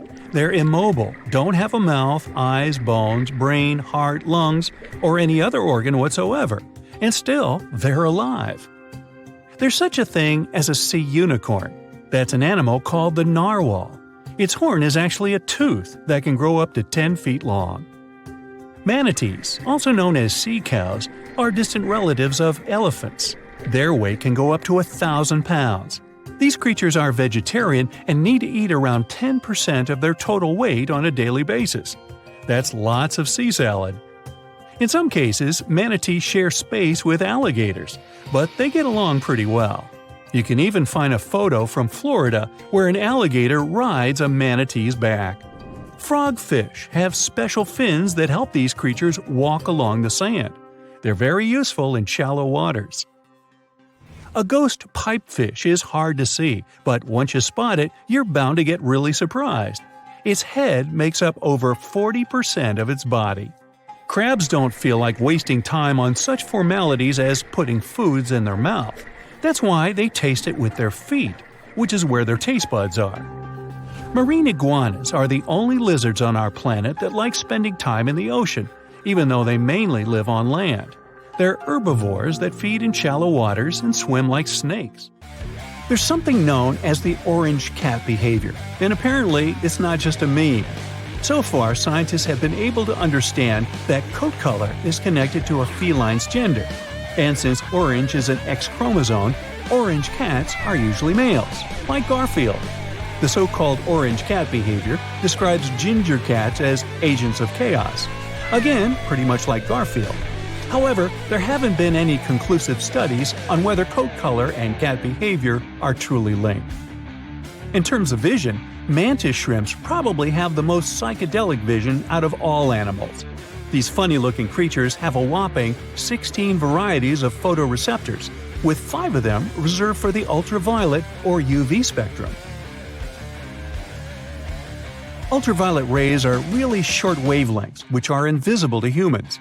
The thing science still doesn't understand is how exactly these mantis shrimp view the world around them. Sure, they can perceive a bunch of colors, but they can't necessarily distinguish all of these colors among themselves. It can be that they just see a lot of really vivid, really blurry colors, but we haven't figured out a way to check that out. Now, to say sloths are cute is an understatement. They may be one of the friendliest animals in the jungle, but there's more. If you look closely at their fur coat, you'll notice hints of green. These greeneries are actually tiny little algae that grow alongside sloths. They help sloths to camouflage better in the jungle, but they also nurture them. The little cracks inside a sloth's fur create the perfect environment for algae reproduction, and scientists have found species of algae that don't exist anywhere else in the world. They do get by with a little help from their friends. Deep within the Sahara Desert, you'll find a little creature known as the fennec fox. This huge-eared animal adapted perfectly to survive in its hostile environment. The huge ears help them to dissipate the unbearable heat of the desert, as well as help them to hunt for underground prey. In Russia, on the shores of the Baltic Sea, there's an enigmatic national park. The Dancing Forest is a place that no scientist has managed to explain so far. The pine trees of the forest are all crooked and twisted into loops and spirals. The forest didn't appear until the early 60s, when the pines were planted in order to make the sand dune in that area more stable. One theory is that it's the unstable sand that made the trees twist in such a way. Other theories for the crooked trees are strong winds, or even supernatural powers. Some people say the forest is a place where positive and negative energies meet, twisting the trees. Local legend says that if a person climbs through one of the rings of a tree, it'll add an extra year to this person's life, or they'll be granted a wish. I like that one. Speaking of bizarre trees, and one grows in the region of Piedmont, Italy. There, a cherry tree grows on the top of a mulberry tree. The strange thing is that both trees are perfectly healthy. A continuous storm at Saturn's North Pole has an odd shape, a hexagon. This is probably because of the gradient of the winds. The total length of this cloud pattern is 9,000 miles, which is about 1,200 miles longer than the Earth's diameter. The hexagon has been observed for many years, but it gets even more mysterious because it changes color too. It used to be turquoise, but it has recently shifted to a golden color. The reason for the color change is that the pole gets exposed to sunlight as the seasons change. Now, rain isn't unusual for Oakville, Washington. However, this one still doesn't have any solid scientific explanation. Instead of common raindrops, people watch translucent jelly-like blobs fall from the skies. These blobs covered about 20 square miles. Those who got really close to the rain experienced flu-like symptoms. What were the blobs? Researchers claim that the blobs contain human white blood cells. Later tests showed no presence of nuclei. Some people claim the blobs might have been evaporated jellyfish resulting in rain, or maybe even waste from a commercial plane. Walking rocks, also known as sailing rocks, move across the Death Valley National Park in California without any external intervention, leaving long trails in the dirt and sand along their way. Various time-lapse footages of the moving rocks have been taken. Scientists even installed GPS navigators on some of the rocks, and it showed that the rocks move at a considerable speed. Some researchers believe that the movement is due to thin sheets of ice that form overnight at freezing temperatures in the valley, letting the rocks move until it melts during the day. Or there was a Rolling Stones concert. Nah. The Batagayka crater in Siberia looks like a doorway to the underworld. It's about a half-mile long and over 280 feet deep, but it never stops growing. As it gets deeper, it exposes more underground layers. The layers show what our planet looked like thousands of years ago, as the slumps reveal the used-to-be climates. The crater appeared back in the 60s, and it all started with rapid deforestation. Trees no longer cast shade on the ground, and it got hotter. The permafrost melted, resulting in the crater formation. The throbbing hum in Taos, New Mexico has driven locals wild since the 1990s.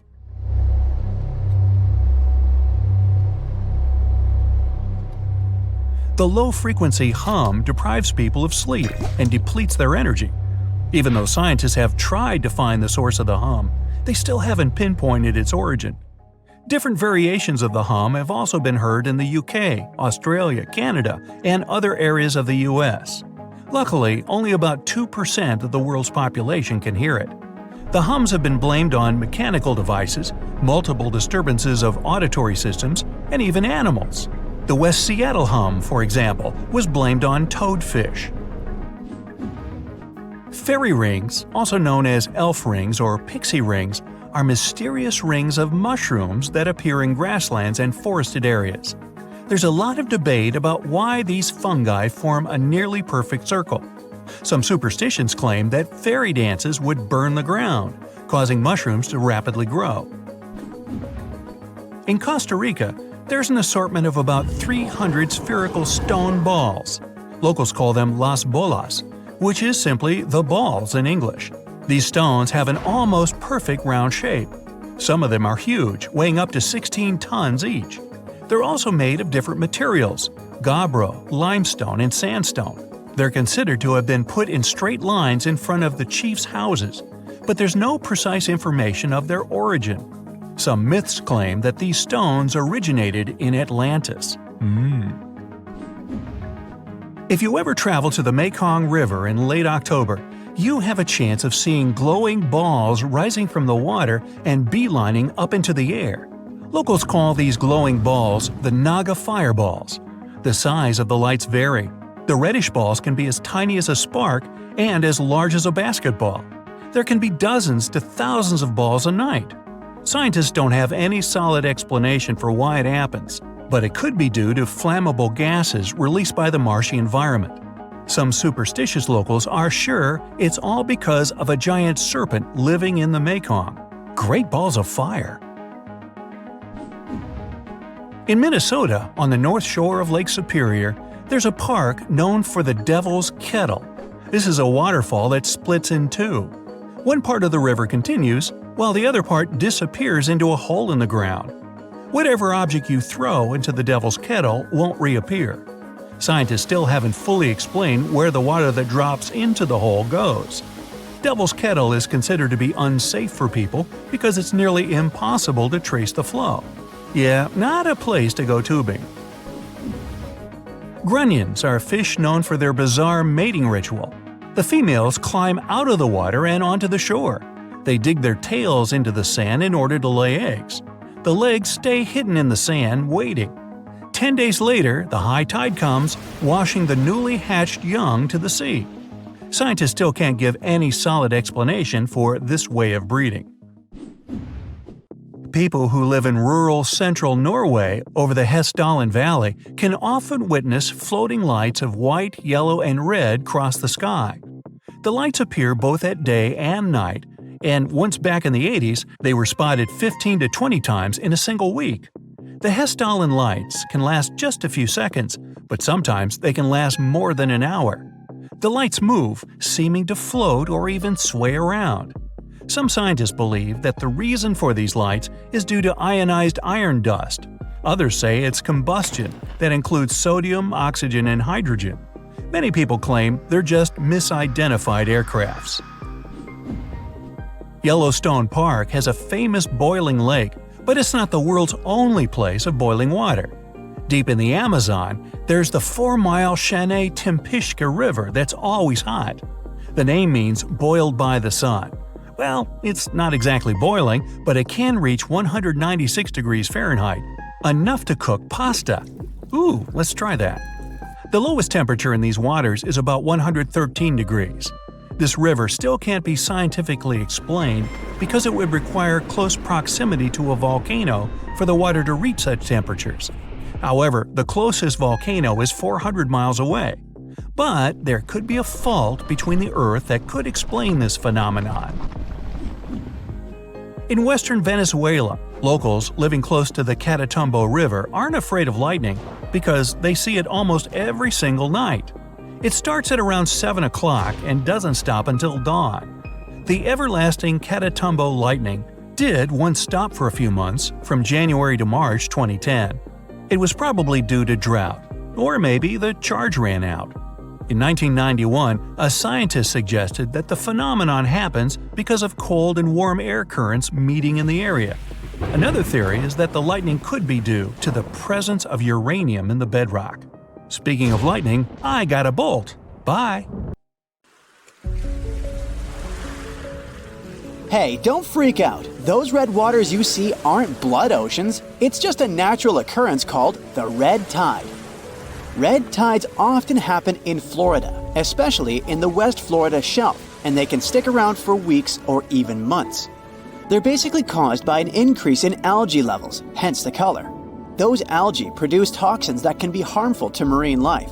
They can also be bad news for us humans, causing symptoms like upset stomach and urgent bathroom trips, if you're picking up what I'm putting down. Volcanoes are super scary, but there's nothing scarier than getting taken out by a pyroclastic flow. These fiery flows move crazy fast and reach insane temperatures, like hotter than your oven on a pizza night. They're like a fireworks show of volcanic eruptions filled with ash, lava, and hot gas, speeding down mountains at 50 miles per hour. Some researchers claim they might even hit speeds of 450 miles per hour, almost as fast as a passenger jet. If you're unlucky enough to be in the path of a flow, you're in big trouble. The heat alone can turn you into a human barbecue, even if you try to hide in a building.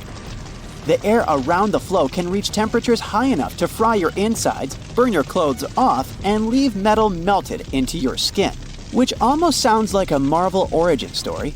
However, a lot of people have met their end because of these flows.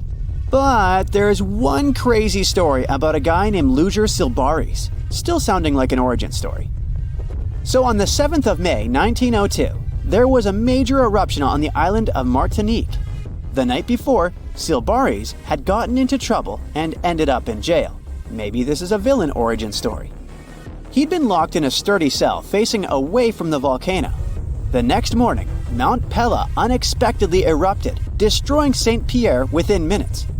The flows wiped out around 30,000 people, but Silbaris survived in his cell and became known as the guy who lived through doomsday. The rescue team found him 4 days later. By the way, the cell still stands today. I hope somebody tested him for superpowers. Back on August 21st, 1986, a guy stumbled upon some animals showing no signs of life on his way to Nios village in Cameroon. To his shock, he later found out that everyone in the village had mysteriously passed away. The same thing happened at Lake Manaun in 1984. Turns out, those tragic incidents were caused by something called limnic eruptions, which are pretty rare disasters where carbon dioxide suddenly bursts out of lake waters, creating a hazardous gas cloud. These type of eruptions usually happen in lakes with high levels of CO2, which can be caused by things like volcanic gases and high pressure. Any little change in temperature or pressure can set off an eruption. So, experts have started looking into ways to safely release CO2 from lakes like Manaus and Nios in order to lower the risk of more disasters in the future. In March 2024, a video captured a terrifying moment of a woman disappearing into a sinkhole while browsing through a Chinese department store. Guess she got more than she bargained for. Ha ha ha. Moving on. The scene unfolded as the floor beneath her gave way, sending her plummeting into the abyss. In the midst of the chaos, another customer frantically ran away before returning to check on the woman who had fallen. Their quick thinking and the swift response of emergency crews and firefighters saved the day, resulting in only minor injuries for both women. I'm glad that lady checked on her because I would be gone. An anvil cloud is basically a big cloud made of ice particles that forms at the top of really tall thunderstorms, or those huge cumulonimbus clouds. The flat top shape is caused by the air rising in the storm and spreading out when it hits the stratosphere. That's why it's called an anvil. It looks like the tool metal workers use. Duh. The air from the anvil cloud is cooler than the stratosphere air, which keeps it from going any higher. You can spot anvil clouds from really far away, sometimes over 100 miles. Often you might see streaks of snow coming from the edge of the cloud known as virga. The snow disappears before hitting the ground because of the dry air. If you notice clouds poking through the flat top or bubbling up, it's an overshooting top, a sign of a super strong storm. Anvils are known for producing dangerous lightning. Normally, lightning comes from the bottom of a storm, but anvil clouds can produce really powerful lightning from the top. This lightning can strike out of nowhere, even from up to 30 miles away. So keep an eye on those anvil clouds if you see one forming nearby. Lahars are no joke. They're basically fast-moving, super dangerous streams of rock, ash, and water that come down the slopes of volcanoes. It's important for everyone to be aware of them. Scientists, policymakers, and even us regular folks. By understanding how lahars work and their potential impact, we can try to stay safe when volcanoes start acting up. Saving lives during natural disasters is the name of the game. There are two main types of lahars: debris lahars and mudflow lahars. Debris lahars are full of solid stuff like rocks and ash, while mudflow lahars are more waterlogged and sludgy. Lahars can be triggered by the rapid melting of snow or ice, heavy rain falling on loose volcanic material, or even a crater-like eruption. The volcano's characteristics and presence of water are key factors in how lahars form and move downhill. When lahars come barreling down mountains at speeds of up to 120 miles per hour, carrying loads of debris, it's a recipe for disaster. Unless you have a surfboard, but I doubt you'll have a surfboard on a volcano. Just saying. Also, it won't work. Going to the beach for a sunny vacation is the best. There's nothing like basking in the sun, feeling sand between your toes, and hearing waves crash against the shore. But even though it's all relaxing and picture perfect, always keep an eye on the water and never turn your back on the ocean. You may know about rip currents and tides, but have you ever heard of square waves? It's a real thing, and it can be pretty scary. Square waves, also known as cross seas, happen when two swells meet, forming a unique square pattern that looks like a checkerboard. They can be found along coastal areas, and while they are rare, they can create waves up to 10 feet high and make it tough for boats and swimmers to maneuver. If you find yourself in the water with square waves, you might feel like you're fighting against two different currents. The best thing to do is to not go too far out to begin with, and get out of the water as soon as the waves become too strong. Square waves are more dangerous for boats and ships, so it's best to stick to the shallow waters and stay safe. Whirlpools and maelstroms are powerful natural forces that have scared sailors for years. They happen when certain weather and current conditions come together just right. Most of them are safe if you stay away, but let's see what they really are and how they form. A whirlpool is basically water that starts spinning when two currents meet, or one current hits something solid like a wall. They can be big or small, depending on the speed of the water and waves. Most aren't dangerous, but there are also maelstroms, which are large, forceful, and violent whirlpools caused by ocean tides and narrow straits. Tidal currents in places like Norway's Saltstraumen and Moxstraumen can create massive whirlpools. Scotland's Corribrecken whirlpool is one of the world's largest. Other examples of whirlpools can be found in Japan, Canada, and New Zealand. Are they portals? They're definitely not portals. Researchers have recently looked into ancient underwater volcanic eruptions and how they affected Earth's climate. They studied materials from Bronze Age eruptions to learn more about their scale, dangers, and impact on climate. For example, one eruption about 3,600 years ago in the Aegean Sea caused chaos in Santorini. The study focused on this event to understand its importance. By analyzing volcanic deposits, the researchers gained insights into how future eruptions could affect climate. They discovered that sediment waves from shallow underwater eruptions could lead to tsunamis and impact the ocean floor. These findings help us understand how underwater volcanic eruptions relate to the marine environment, which can help us predict climate changes in the future. So, a mysterious discovery was made deep in the Red Sea, the so-called death pools. Woo, that's scary. In 2020, researchers embarked on a dive into the Red Sea. The mission spot was in the Gulf of Aqaba, between Saudi Arabia and Egypt. Near the end of their expedition, as they ventured deeper into the darkening waters, they noticed some strange seaweed floating above the seafloor. They decided to use a remotely operated vehicle and investigate it. Suddenly, they discovered these strange, motionless lakes of water within the sea. These are called brine pools. They're basically pockets of salty water deep on the ocean floor. And when I say salty, I mean it. Sometimes they're up to 8 times saltier than the ocean water itself. Mysteriously, they don't mix well with the surroundings.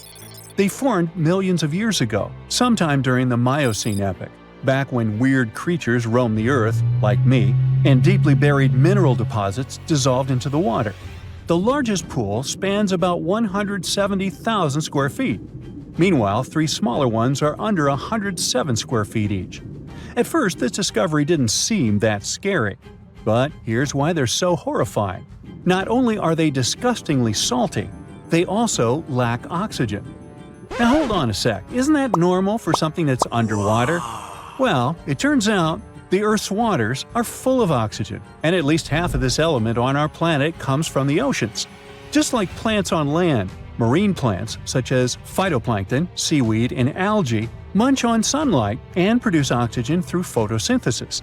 They release lots of it into the surroundings. Marine life then eats half of it, so only about a quarter of the oxygen that we breathe actually comes from the oceans. Just like us, sea creatures need this element to survive. Without it, they can't breathe and support their metabolism to live. That's why these pools are super dangerous for most of them. It's like a puddle of thick syrup for bugs. When they get in, the poor things immediately suffocate and pass away. Which is why the pools are surrounded by a graveyard of marine animals. But let's see how these things can exist in the first place. Have you ever tried making ice cubes from salty water? Spoiler, it's pretty hard. When you add salt, the water gets harder than usual to freeze, a phenomenon that has a funny name, freezing point depression. Oh, that's because salt interferes with the hydrogen bonds between water molecules. As it finally freezes, stuff like particles, dirt, or dissolved salts get pushed out to the sides. As a result, the salt's kind of squeezed out of the ice crystals and gets trapped near the edges in small bubbles or pockets. Something similar happens in the ocean when seawater starts freezing under super cold polar caps. The salt doesn't freeze with the water. Instead, it gets pushed out, forming a super salty cold liquid, the brine. And then it sinks down to the ocean floor. On a large scale, all this process also helps currents to form. Despite being so dangerous, the pools are still full of microbial life, because microbes couldn't care less, they'll survive anywhere. There are literally thick mats of them in the brines. There are also some salt-loving creatures, like shrimps and eels, hovering around the pool's edges. They're being super creepy, waiting to catch unsuspecting prey that ventures too close to the toxic death pool. Ew. Well, it sounds icky, I know. But this discovery gives us some fascinating insights into how life might have originated on Earth. We already know from the evolution theory that we came from the ocean, but now scientists think that life might have begun in the deep sea in some super dark, oxygen-free places. These brine pools are like time capsules. They're one of the closest things we found to the early Earth. They can tell us the planet's history of earthquakes, floods, tsunamis, and more. For example, they have some traces of rainfall that happened over 1,000 years ago. And they can also help us search for life on other water-rich planets. For example, Mars most likely used to have huge oceans on it. Now, NASA scientists want to send a special instrument called HABIT for a special red planet mission to study things similar to our brine pools. This will tell us more about how life appears and survives in the universe. There is lots of unexplored fascinating stuff like this in the Red Sea. That's why scientists conducted the so-called Decade Expedition and spent around 5 months exploring the place. This expedition was launched by the National Center for Wildlife. They made so many remarkable discoveries that now we've got 77 new research papers. For example, they found over 10 blue holes, incredible underwater sinkholes that host unique ecosystems. They also learned that dolphins can use those blue holes to protect their young from predators. Scientists also found traces of great white sharks, a creepy community of deep-sea lanternfish living in low oxygen conditions, and even a new coral species. It's the most resilient deep-sea corals that also vibe just fine without oxygen, like microbes we mentioned. Speaking of which, research also showed us some new ancient thermal vents and large blobs of microbial formations near Farasand Island. Now, can you believe that with all that, we only explored 5% of the ocean? It's divided into several layers based on depth. Each layer becomes darker and more isolated from sunlight as we go deeper. The places that no sunlight can reach are terrifying. Now, the fun, cute layer with dolphins and turtles is called the epipelagic or sunlight zone. It's so tiny, but even this layer is about 650 feet deep. Then we have the mesopelagic or twilight zone. It's the layer of mysterious octopus, shark, and other loners which extend to about 3,000 feet down. And then the horrors begin after this one. We encounter the bathopelagic or midnight zone. It extends to 13,000 feet below the surface, about a half of Everest above you. Here we have the famous poor blobfish, squids, and anglerfish. Below it is the abyssal zone. It extends to about 20,000 feet deep. Since there's not much sunlight or oxygen, as we mentioned, most creatures here are quite small, like tube worms and shrimp.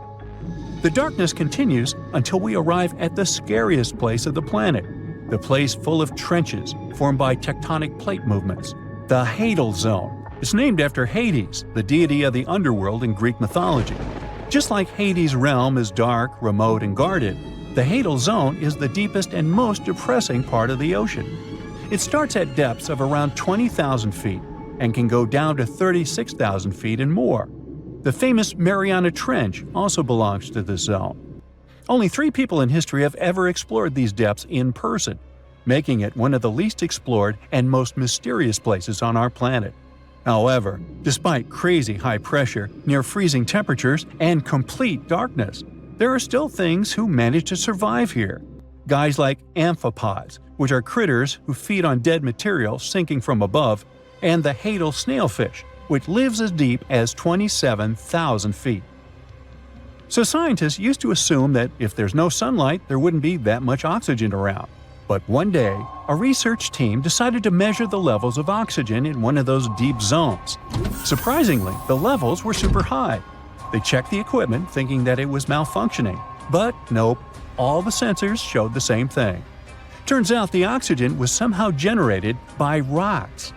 These small potato-sized rocks on the seafloor are called polymetallic nodules. They're rich in metals like copper, nickel, and cobalt, and they're basically like small batteries. When you put a battery in salt water, it can produce bubbles of gas, a process called electrolysis. In the same way, these rocks create tiny electric currents, which are powerful enough to produce the same gases, splitting water molecules into hydrogen and oxygen. It's the first time we saw oxygen being produced by some non-living minerals. This is what scientists now call dark oxygen. It turned out that about half of large marine species, or megafauna, were living just on dark oxygen alone. All these discoveries are reshaping our understanding of where and how life could evolve. It means that we might be able to find life on other planets or satellites with low oxygen conditions, like Enceladus and Europa, the moons of Jupiter and Saturn, and they have large bodies of frozen water on them. Wow! There are plenty of fish in the sea. Some of them look totally like Nemo or Dory. Then there's the butterfly fish and fancy guppy, which is indeed really fancy. And then there's… What on earth is that? I would definitely not pay for a diving experience to see this guy. The anglerfish has the unofficial title of the ugliest animal in the world, but I wouldn't dare to break that news to it. There are more than 200 species of anglerfish currently swimming somewhere in the gloomy depths of the Atlantic and Antarctic Oceans, up to a mile below the surface. Some of them prefer different living conditions, the shallow tropical environments. Different kinds of anglerfish vary in shape and size, from the famous black sea devil to frogfish, monkfish, footballfish, goosefish, batfish, and sea toad.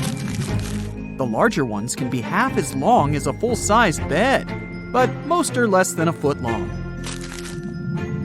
Since the choice of meals where these guys live isn't that huge, they had to come up with a unique hunting strategy.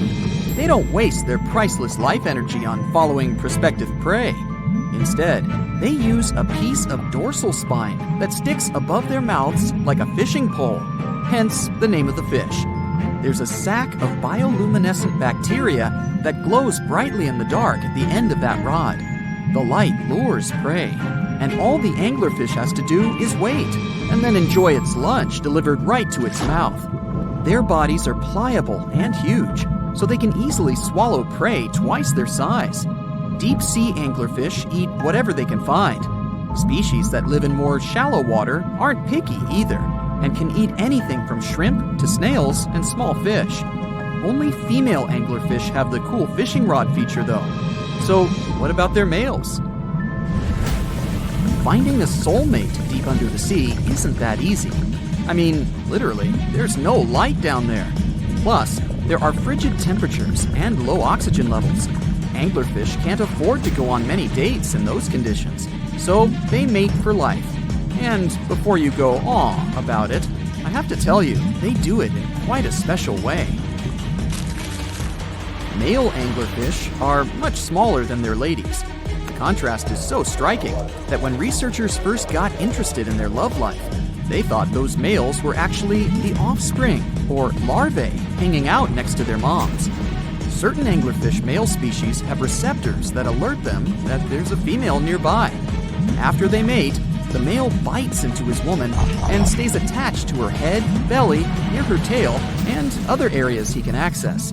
While they morph together forever, the female fish gets the male's cells, DNA, and reproductive organs, but loses her immune response cells. The male gets free permanent housing and nutrition. Given the current real estate prices, it sounds like a dream. But that accommodation is shared by up to 8 males, and they can't move out if they ever feel like it. You're unlikely to meet this deep-sea fish in real life, but if you meet an anglerfish in your favorite video game, remember that you can easily outswim it and make it kinder to you with tranquilizing arrows. Once you befriend it, the anglerfish can be your scout and help you discover new areas with its bioluminescent pods. Back in the real world, down in the twilight zone of the ocean, about 650 to 3,300 feet down, the anglerfish isn't the only creature you're lucky you'll probably never meet. Many of the locals look like they come straight out of science fiction or horror movies, but that's because they had to adapt to this dark, deep world. I did my best to get you prepared for the creatures you're going to meet, starting with the common fangtooth. They spend most of their lives deep down, but at night, they move toward the surface to snack. These guys are more active than most other deep-sea dwellers. They don't wait for food to come their way. but actually follow it and then get it with their long, hungry teeth. They don't have a built-in light bulb like the anglerfish, so they've developed a great sense of smell and use as much sunlight as they can get there in the depth to get around. Sometimes, even the shadow of a passing by prospective prey is enough for them to switch to action mode. And though they don't look too charming, they're completely harmless to humans if you ever run into one of these guys. Stoplight Loosejaw sounds like a great name for an alternative band, but it's actually another deep-sea resident with sneaky hunting habits. It has special light-producing photophores under each eye. They emit green and red light like a stoplight, hence the name of the fish. Unlike other fish, these guys hardly ever leave the twilight and midnight zones. Their lower jaw is a quarter of the total body length, and the stoplight keeps it open all the time, hoping to get some lunch. It looks like a ferocious predator, but mostly prefers zooplankton with an occasional dessert of shrimp, krill, and fish. I'm sure you didn't expect to meet a hybrid of an eel and a bird, but here it is! The slender snipe eel has a beak, much like that of a bird, with curving tips. The beak is equipped with tiny hooked teeth that the eels use to catch the antennae of delicious shrimp. And it sure is slender, stretching up to 5 feet and weighing only a few ounces. Scientists don't know all of this guy's secrets, since it's pretty tricky to study in their natural habitat. But it looks like they only produce offspring once in a lifetime, and then pass away. Glass squids like to take it easy in life and literally go with the flow. They're filled with a solution which is lighter than water, so they don't have to make any effort to move around the deep sea looking for food and partners. These creatures are transparent, so they blend into any landscape and don't even cast a shadow while moving. Talk about a great survival tactic. If danger finds it anyway, it can transform into a lumpy ball, pushing its head and tentacles into its mantle cavity. It can also release ink into the mantle and go from transparent to black. The same ink can protect it against hungry whales and seabirds. Another tactic they use to scare off predators is to activate their light-emitting organs around their eyes. I'm getting hungry. Maybe I can snack on this sea cucumber. Ouch, it's moving! So I guess it doesn't belong in a salad after all. These soft-bodied fellows live in all parts of the ocean, from shallow waters to the deep underwater world. Most of them slowly move around with their tiny feet, but some crawl around by flexing their bodies. Sea cucumbers can shed their internal organs when there's a predator approaching. Those sticky organs distract the intruder, and the happy cucumber moves on and just grows the organs back. What's that glistening in the distance? Looks like someone dropped gems in the water. That's a sea sapphire, also known as the most beautiful animal you've never seen. Some males of this type of copepod can change color from deep blue to purple, red, or gold. 1 second later, it's gone. And it's back, shimmering bright. The secret to this magic is that their bodies are transparent and reflect light differently at certain angles. It looks like it's their way of communicating between each other and attracting mates. Female sea sapphires don't have the same superpower, but their eyes are bigger compared to males, probably to spot them from a distance. Males roam wild and free, and their ladies stay in the crystal palaces of strange barrel-shaped jellies called salps. Most of the ocean is still shrouded in mystery, whether we're talking about dark corners or creatures that are hiding in the depths. But sometimes it gives us a peek into scary things it hides in its cold, dark depths. Like when you hear on the news that there are some deep-sea creatures washed ashore after a powerful storm once again. Some just look weird, while others are real monsters that live at depths of more than 3,300 feet. The coldest and deepest parts of the ocean have created one specific phenomenon called gigantism. So, sea spiders, squids, worms, and many other animals, mostly invertebrates, or creatures without backbones, they're all way bigger and scarier than the versions we see in the more shallow areas. In the Pacific depths, you can see a sea sponge as large as a minivan. Or what about the colossal squid that lives in subantarctic waters and is nearly 14 times longer than the arrow squid, a type that mostly lives in New Zealand? Researchers found many of these underwater monsters in the abyssal zone of the ocean. Back in 2021, the researchers showed images of the giant phantom jelly. It was at a depth of 3,200 feet. Its tentacles were 33 feet long. Wow, I wouldn't like to face that one on the beach. It probably eats only small fish and plankton, but it can swim to depths of more than 21,900 feet. And down there, this giant jelly doesn't have enough food. How does it survive then? Scientists haven't figured it out yet. And there are even more questions related to the giant squid, the biggest one ever found. This monster is 43 feet long, with a weight of nearly a ton. Imagine if those tentacles would grab your car, or something like that. They would smash it like it was a toy. There's no light in the abyssal zone. Sun rays just can't penetrate that deep. So there's no algae or underwater plants there. Local animals mostly eat snow. Marine snow is not like the regular one you build a snowman with. It consists of any small flakes or remains that fall from the surface of the ocean. Maybe even some leftovers that animals up there couldn't eat. So it's not much. But apparently, it's enough for very large creatures that hide deep down there, like giant squids. Squids that generally live at such depths don't bother going after their prey. They just wait until the poor animal swims right up to their long tentacles and falls into a trap. It may not be the best method ever, because not many animals will even swim into these dark, cold parts. But it's the method that saves energy. A giant squid eats only 1 ounce of fish daily, which is approximately 45 calories. That's nearly 50 times fewer calories than an average person should eat per day. So when a squid gets 1 fish, it saves it for a couple of days.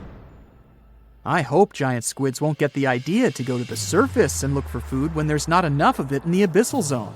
And I hope even more that giant Greenland sharks won't get that same idea.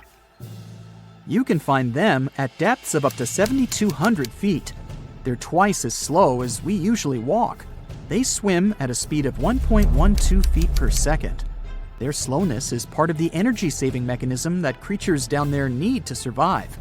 But they can speed up in the form of short bursts when they need to catch prey. But they kinda change their diet from predator to scavenger, considering their environment. There will be more leftovers falling from the surface than animals to go after. Greenland sharks grow just 0.4 inches per year, and they're mostly 20 feet long, which means they live for a very long time, sometimes up to 400 years. They also have a slow metabolism, and that's one of the main factors for their long life, too. Greenland sharks like to spend their time in cold waters. They're adapted to that, since their tissues have specific chemical compounds that prevent the forming of ice crystals all over their body. That means they have some sort of natural antifreeze. So what makes them so big? Scientists are still not sure, but some theories try to explain it. There's this thing called Kleiber's rule that says bigger animals tend to be more efficient. Just take a small fish and compare it to a whale with a mass hundreds of times bigger. The whale has a greater metabolism. It conserves energy more efficiently and loses less of it to the surroundings through heat. Moving on, bigger animals can ingest bigger prey. They're more likely to go through tough issues in their environment or defend themselves from predators going after them. Also, the body gets bigger when temperatures are lower. The Greenland shark is a perfect example. So are giant sea spiders. Sea spiders are generally common, and you find some very small ones at 0.04 inches. But in deeper parts of the Antarctic, they become 3-foot-long giants. They grow so big because the cold water has more oxygen. That way, more of it diffuses into the animal's body, and that allows it to grow bigger. Yeah, both as a creature and a nightmare. And how about this giant tube worm? Researchers found it accidentally while they were exploring the mysteries of the Pacific Ocean floor. They stumbled upon unusual hydrothermal vents. Volcanic heat is a thing that gets them going. As water seeps down through faults or cracks in the rock, these vents change their direction. When the water gets out of the vent, it's rich in different minerals and chemicals. Most animals wouldn't survive being around this toxic soup of chemicals, but not these tube worms. They came as a true surprise, because not only are they not bothered by these toxic vents and the almost boiling temperature of the water, but they developed entire ecosystems there. They're unique because they don't need sunlight to survive. Instead, small bacteria are their main source of energy. That bacteria gets their energy directly from these toxic chemicals. So it's not photosynthesis, but a process called chemosynthesis. And these tube worms don't have mouths. These bacteria live inside them. Strange story, huh? Plus, these scary worms reach up to 8 feet. Giant isopods are no better either. They lurk at the depths of the ocean of 1,640 feet or more below, far away from the sunlight, looking like some monstrous wood lice. They spend most of their time on the seabed, hoping to find some food falling from higher levels of the ocean. Check out their small hooked claws at the ends of their legs. Isopods use them to remain more stable while moving around the ocean floor. Since there's no light, they have long antennae that help them feel their way around. These sensory antennas are about half the length of their body. Giant isopods have pretty big eyes compared to their body size, too. They can grow over 12 inches from head to tail. And these fellas are really patient. Remember how we said animals down there rarely get food? Sometimes they need to wait for years to get a proper meal. That's why their metabolism is amazingly slow. 5 years later. They can go for 5 years without eating anything. Imagine that. I get hungry just talking about this. In 2006, a biologist did research to compare the differences between the shallows and the deep sea regions. He realized the deep sea mirrors the island rule. First, isolated parts of land develop biodiversity you won't find anywhere else. Second, small-bodied life there grows much bigger when it's isolated, compared to life on large land masses. Resources are limited, but also competition and predators. And we don't know much about these deep-sea creatures. It's too expensive and too complicated to carry out such research. So we'll just wait for more raging storms to show us at least part of the monstrous world cold ocean depths hide. Hello, Brightsiders! Do you know where the deepest place in the world is?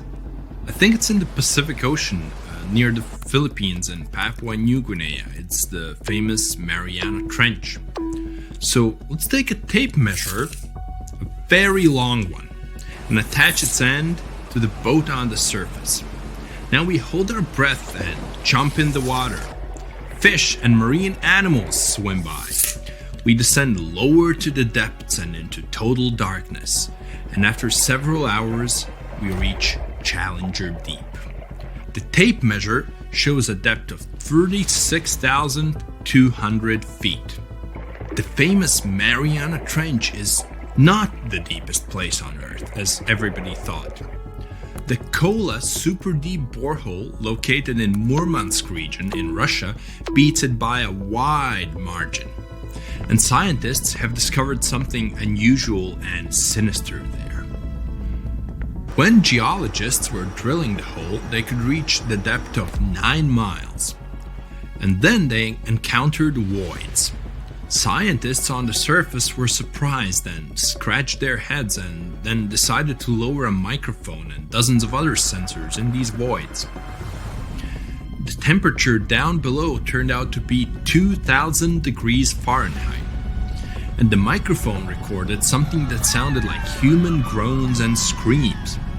Many people thought the scientists had been able to drill into the underworld. The shocked people up above had already begun to panic, but suddenly an unknown creature jumped out of the drill pipe. It looked like a black goat that walked on its hind legs. Its body was shrouded in black flames. The creature got out of those deep hollows and ran off into an unknown direction. Okay, wait. These are just myths that one newspaper published on the 1st of April. It's International Joke Day, by the way, but many people believed it. It made many believe the scientists working at the borehole had opened a portal to the nether, and that now horrible, outworldly creatures were free from their imprisonment. But like with any myth, there's some truth to it. The deeper the scientists drilled, the higher the temperature got. At 3 miles deep, it was 160 degrees. At 4.5 miles, it was 250. And at the maximum depth of 7.5 miles, the sensors recorded a temperature of 413 degrees. One day, scientists heard a loud explosion underground. They stopped working and everyone tried to find out what caused such a loud pop. But there was seemingly nothing there. After a while, they continued drilling deeper, and at the same depth, no accidents happened. The drilling began in May 1970. They passed the first 4.5 miles quite easily, and it was primarily hard granite rock. It was like drilling through a hard wall. But then their drill went into softer layers, and the shaft of the hole began to crumble. It was like drilling in wet sand. Every time the workers took the drill out, there was a risk that the hole would collapse under its own weight. As that eventually happened, the scientists picked a new direction to drill, and you know what's interesting? In the end, the map of the entire well looked not like a straight beam from top to bottom, but like a tree trunk which had diverged into many different routes. 9 years later, scientists reached the depth of 31,400 feet and broke the world record for the deepest borehole. By 1983, they made it another 8,000 feet deeper. After a brief pause in the work, there was an accident. A part of the drill broke away from the main body and remained in the borehole. For several months, scientists tried to extract the drill, but nothing worked, and they had to return to the depth of 4.5 miles and start all over again. The drill was divided into sections, and one such unit could only last about 4 hours before it had to be replaced. In terms of depth, that was only about 32 feet of drilling. Then the drill was lifted to the surface, replaced, and lowered back down. On average, the drilling speed was about 200 feet per month. That's like a 20-story building. In 1990, 20 years after the work had begun, scientists reached the final depth of 40,230 feet. That's like 100 soccer fields down. And after another accident, the work stopped. Guinness World Records registered the Kola Super Deep Borehole as the deepest borehole in the world. It's like Mount Everest plus 9 Empire State Buildings on top of it. One of the most unusual discoveries at the Kola Super Deep Borehole was that the soil at the depth of about 2 miles almost perfectly matches the composition of the surface of the moon. It has given us more insight into how our ancient satellite appeared and formed. It seems that in the early stages of Earth's formation, a giant asteroid crashed into our planet. With that kind of force, it caused an explosion so powerful that part of our planet broke off and flew upward. This chunk of Earth remained in our planet's orbit, cooled, and later formed into the moon we know today. Another surprise for the workers was the presence of gold. There was about 2.5 ounces of gold for every ton of soil lifted. The deeper the scientists went, the older the rocks were. In layers of rock about 2.8 billion years old, they found fossilized remains of living organisms. It made the world of science bubble with excitement, as it meant that life on our planet appeared 1.5 billion years earlier than first thought. In the early 1990s, they shut down the drilling project. Gradually, the buildings around the borehole and the drilling equipment were lost. Today, a lot of tourists visit the place. It's because of those same myths about creatures from the underworld. Yes, there's a hole 7.5 miles deep under that rusty lid. But the scientists working there never reached their goal. They wanted to drill into the Earth's mantle, but to do that, they would have had to dig down to a depth of about 44 miles. At 200 feet per month, it would have taken as long as 80 years. That's assuming no accidents happened. But the deeper it goes, the more interesting it gets.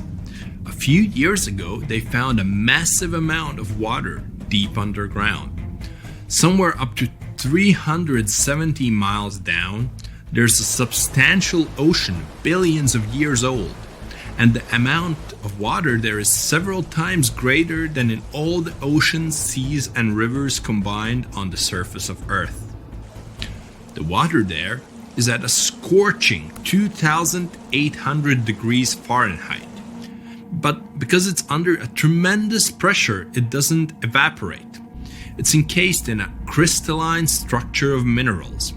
This ocean was formed in the early stages of our planet's development, when there was only hot lava and debris of space bodies around. But the most exciting thing you can find by drilling is living organisms.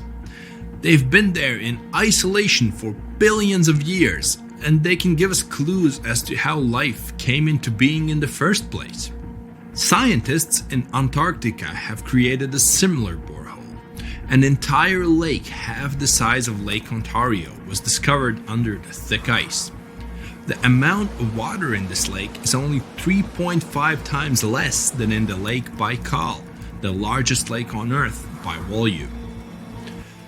The ice that hides this lake is at least 20,000 years old, and the water beneath it has been isolated from the outside world for about 15 million years. While drilling, scientists lifted a chunk of ice from deep down below and found an unknown bacterium on it.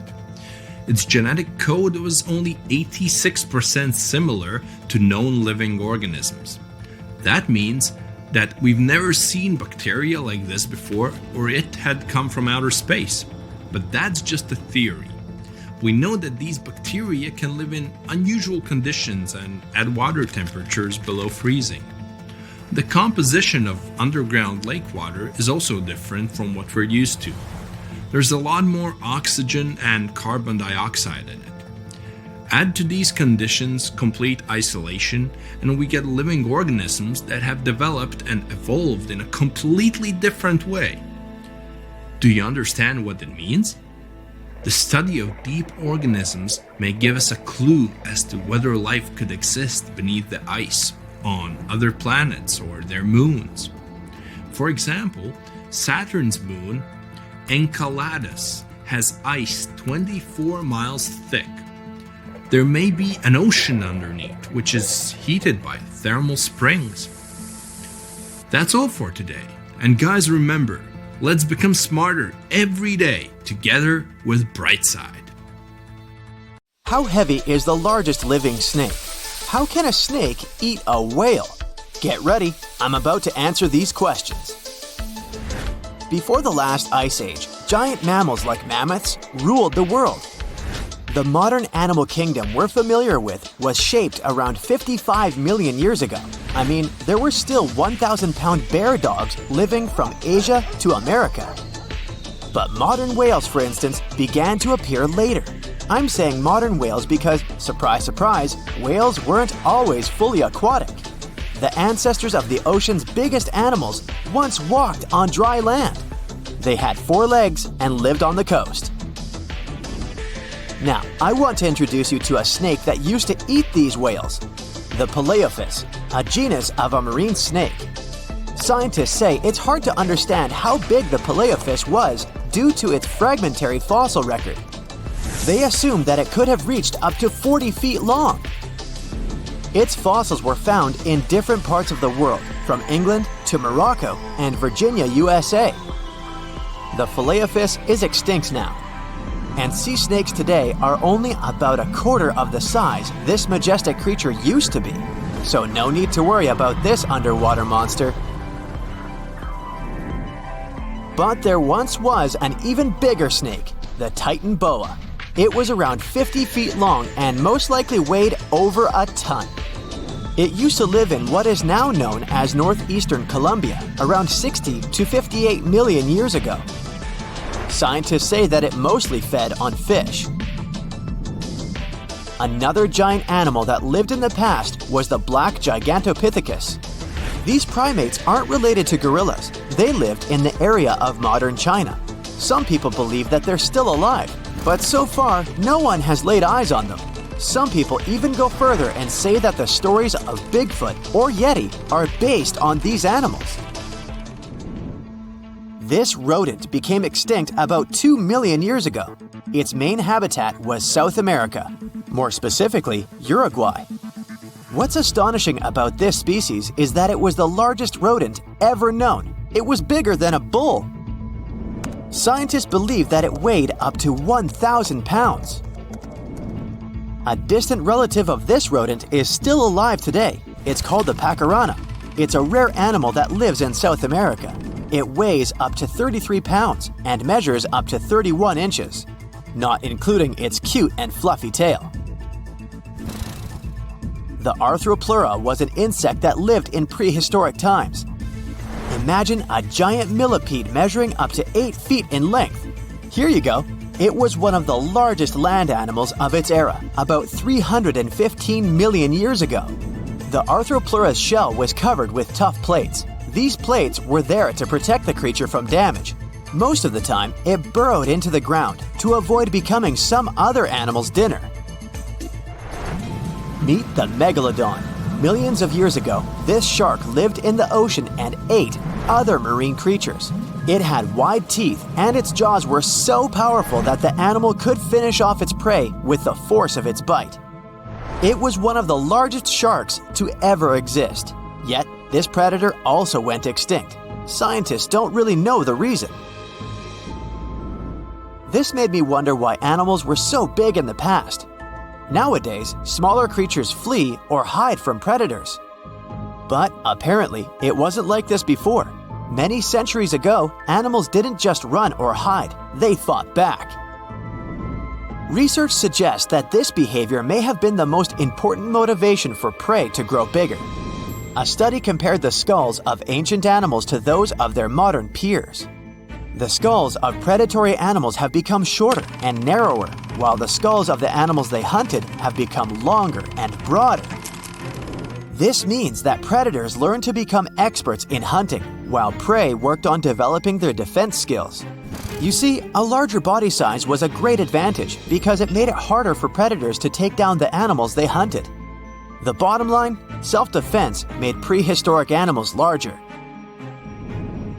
The second reason why ancient animals were larger is related to their bones. They had hollow bones, which are lighter than solid bones. This type of bone allowed large animals to move quickly. Let's take sauropods. They were a dinosaur subgroup. Sauropods had giraffe-like long necks and snake-like long tails. Compared to their body size, their head was really tiny. But since their bones were quite light, they could move around without having to carry additional weight. The eating habits of these animals were also related to their body size. When experts examined the fossils of one extinct mammal species, they found out that these animals had a diet that was high in nutrients and low in fiber. And this mammal was the largest land animal of its period. In other words, following this diet, mammals could grow to be very large. There was plenty of food out there, so they didn't have to worry about finding it. Fun fact, these animals also took chewing out of the picture. They could swallow their food in large pieces instead of taking small bites. Environmental conditions also played an important role in the evolution of larger animals in prehistoric times. Those animals tended to live in warm, moist climates that provided them with a lot of food. They didn't have to compete for food sources. Researchers believe that because of these conditions, natural selection worked in a certain way. I mean, body size was more important than such traits as agility and speed. Oh, and did you know that large animals tend to produce more carbon dioxide? And ultimately, a bigger volume of carbon dioxide increases the amount of vegetation in the animal's habitat. As for the abundance of oxygen in the atmosphere at that time, it could be another vital element for some animals' growth. A good but scary example of an animal that benefited from the high levels of oxygen can be the cockroach of the Paleozoic era. At that time, cockroaches were the size of modern house cats. Now this one would give me the chills if I ever faced it. Ugh. What about today? Well, there are over 3,000 species of snakes on Earth. The smallest snake in the world is the Barbados thread snake. It's only around 4 inches long when fully grown, and the largest one? It's the reticulated python. This snake reaches around 20 feet in length. The longest python was discovered in 1912. It measured 32 feet long. As for the largest and heaviest reticulated python, it was named Medusa. Medusa was approximately 25 feet long and weighed 350 pounds. These reptiles lived in Southeast Asia in rainforests, woodlands, and grasslands. Don't be confused though, the reticulated python isn't the heaviest snake in the world. This title belongs to the green anaconda. It weighs approximately 500 pounds. Green anacondas are found in South America and Trinidad in damp, humid areas. I have a bonus for you. Here is a flying snake. You can find these snakes in Southeast Asia. They don't fly like birds, of course, but they do use the power of flight. They can go as high as 300 feet. They leap from tree branches into the air. Once they take off, it's all about aerodynamics. Their main technique is flaring their ribs and pulling in their abdomens. While airborne, they undulate from one side to another and slightly up and down. This motion helps snakes to turn and glide. Why bother with all this if they can just crawl in an old-school way? Scientists aren't sure, but they believe it might be related to escaping from predators. This way, they move from one tree to another without having to get down to the ground. Every now and then, people discover fossils of animals that lived millions of years ago. These ancient discoveries continue to capture our imagination. Which of these animals would you like to see alive?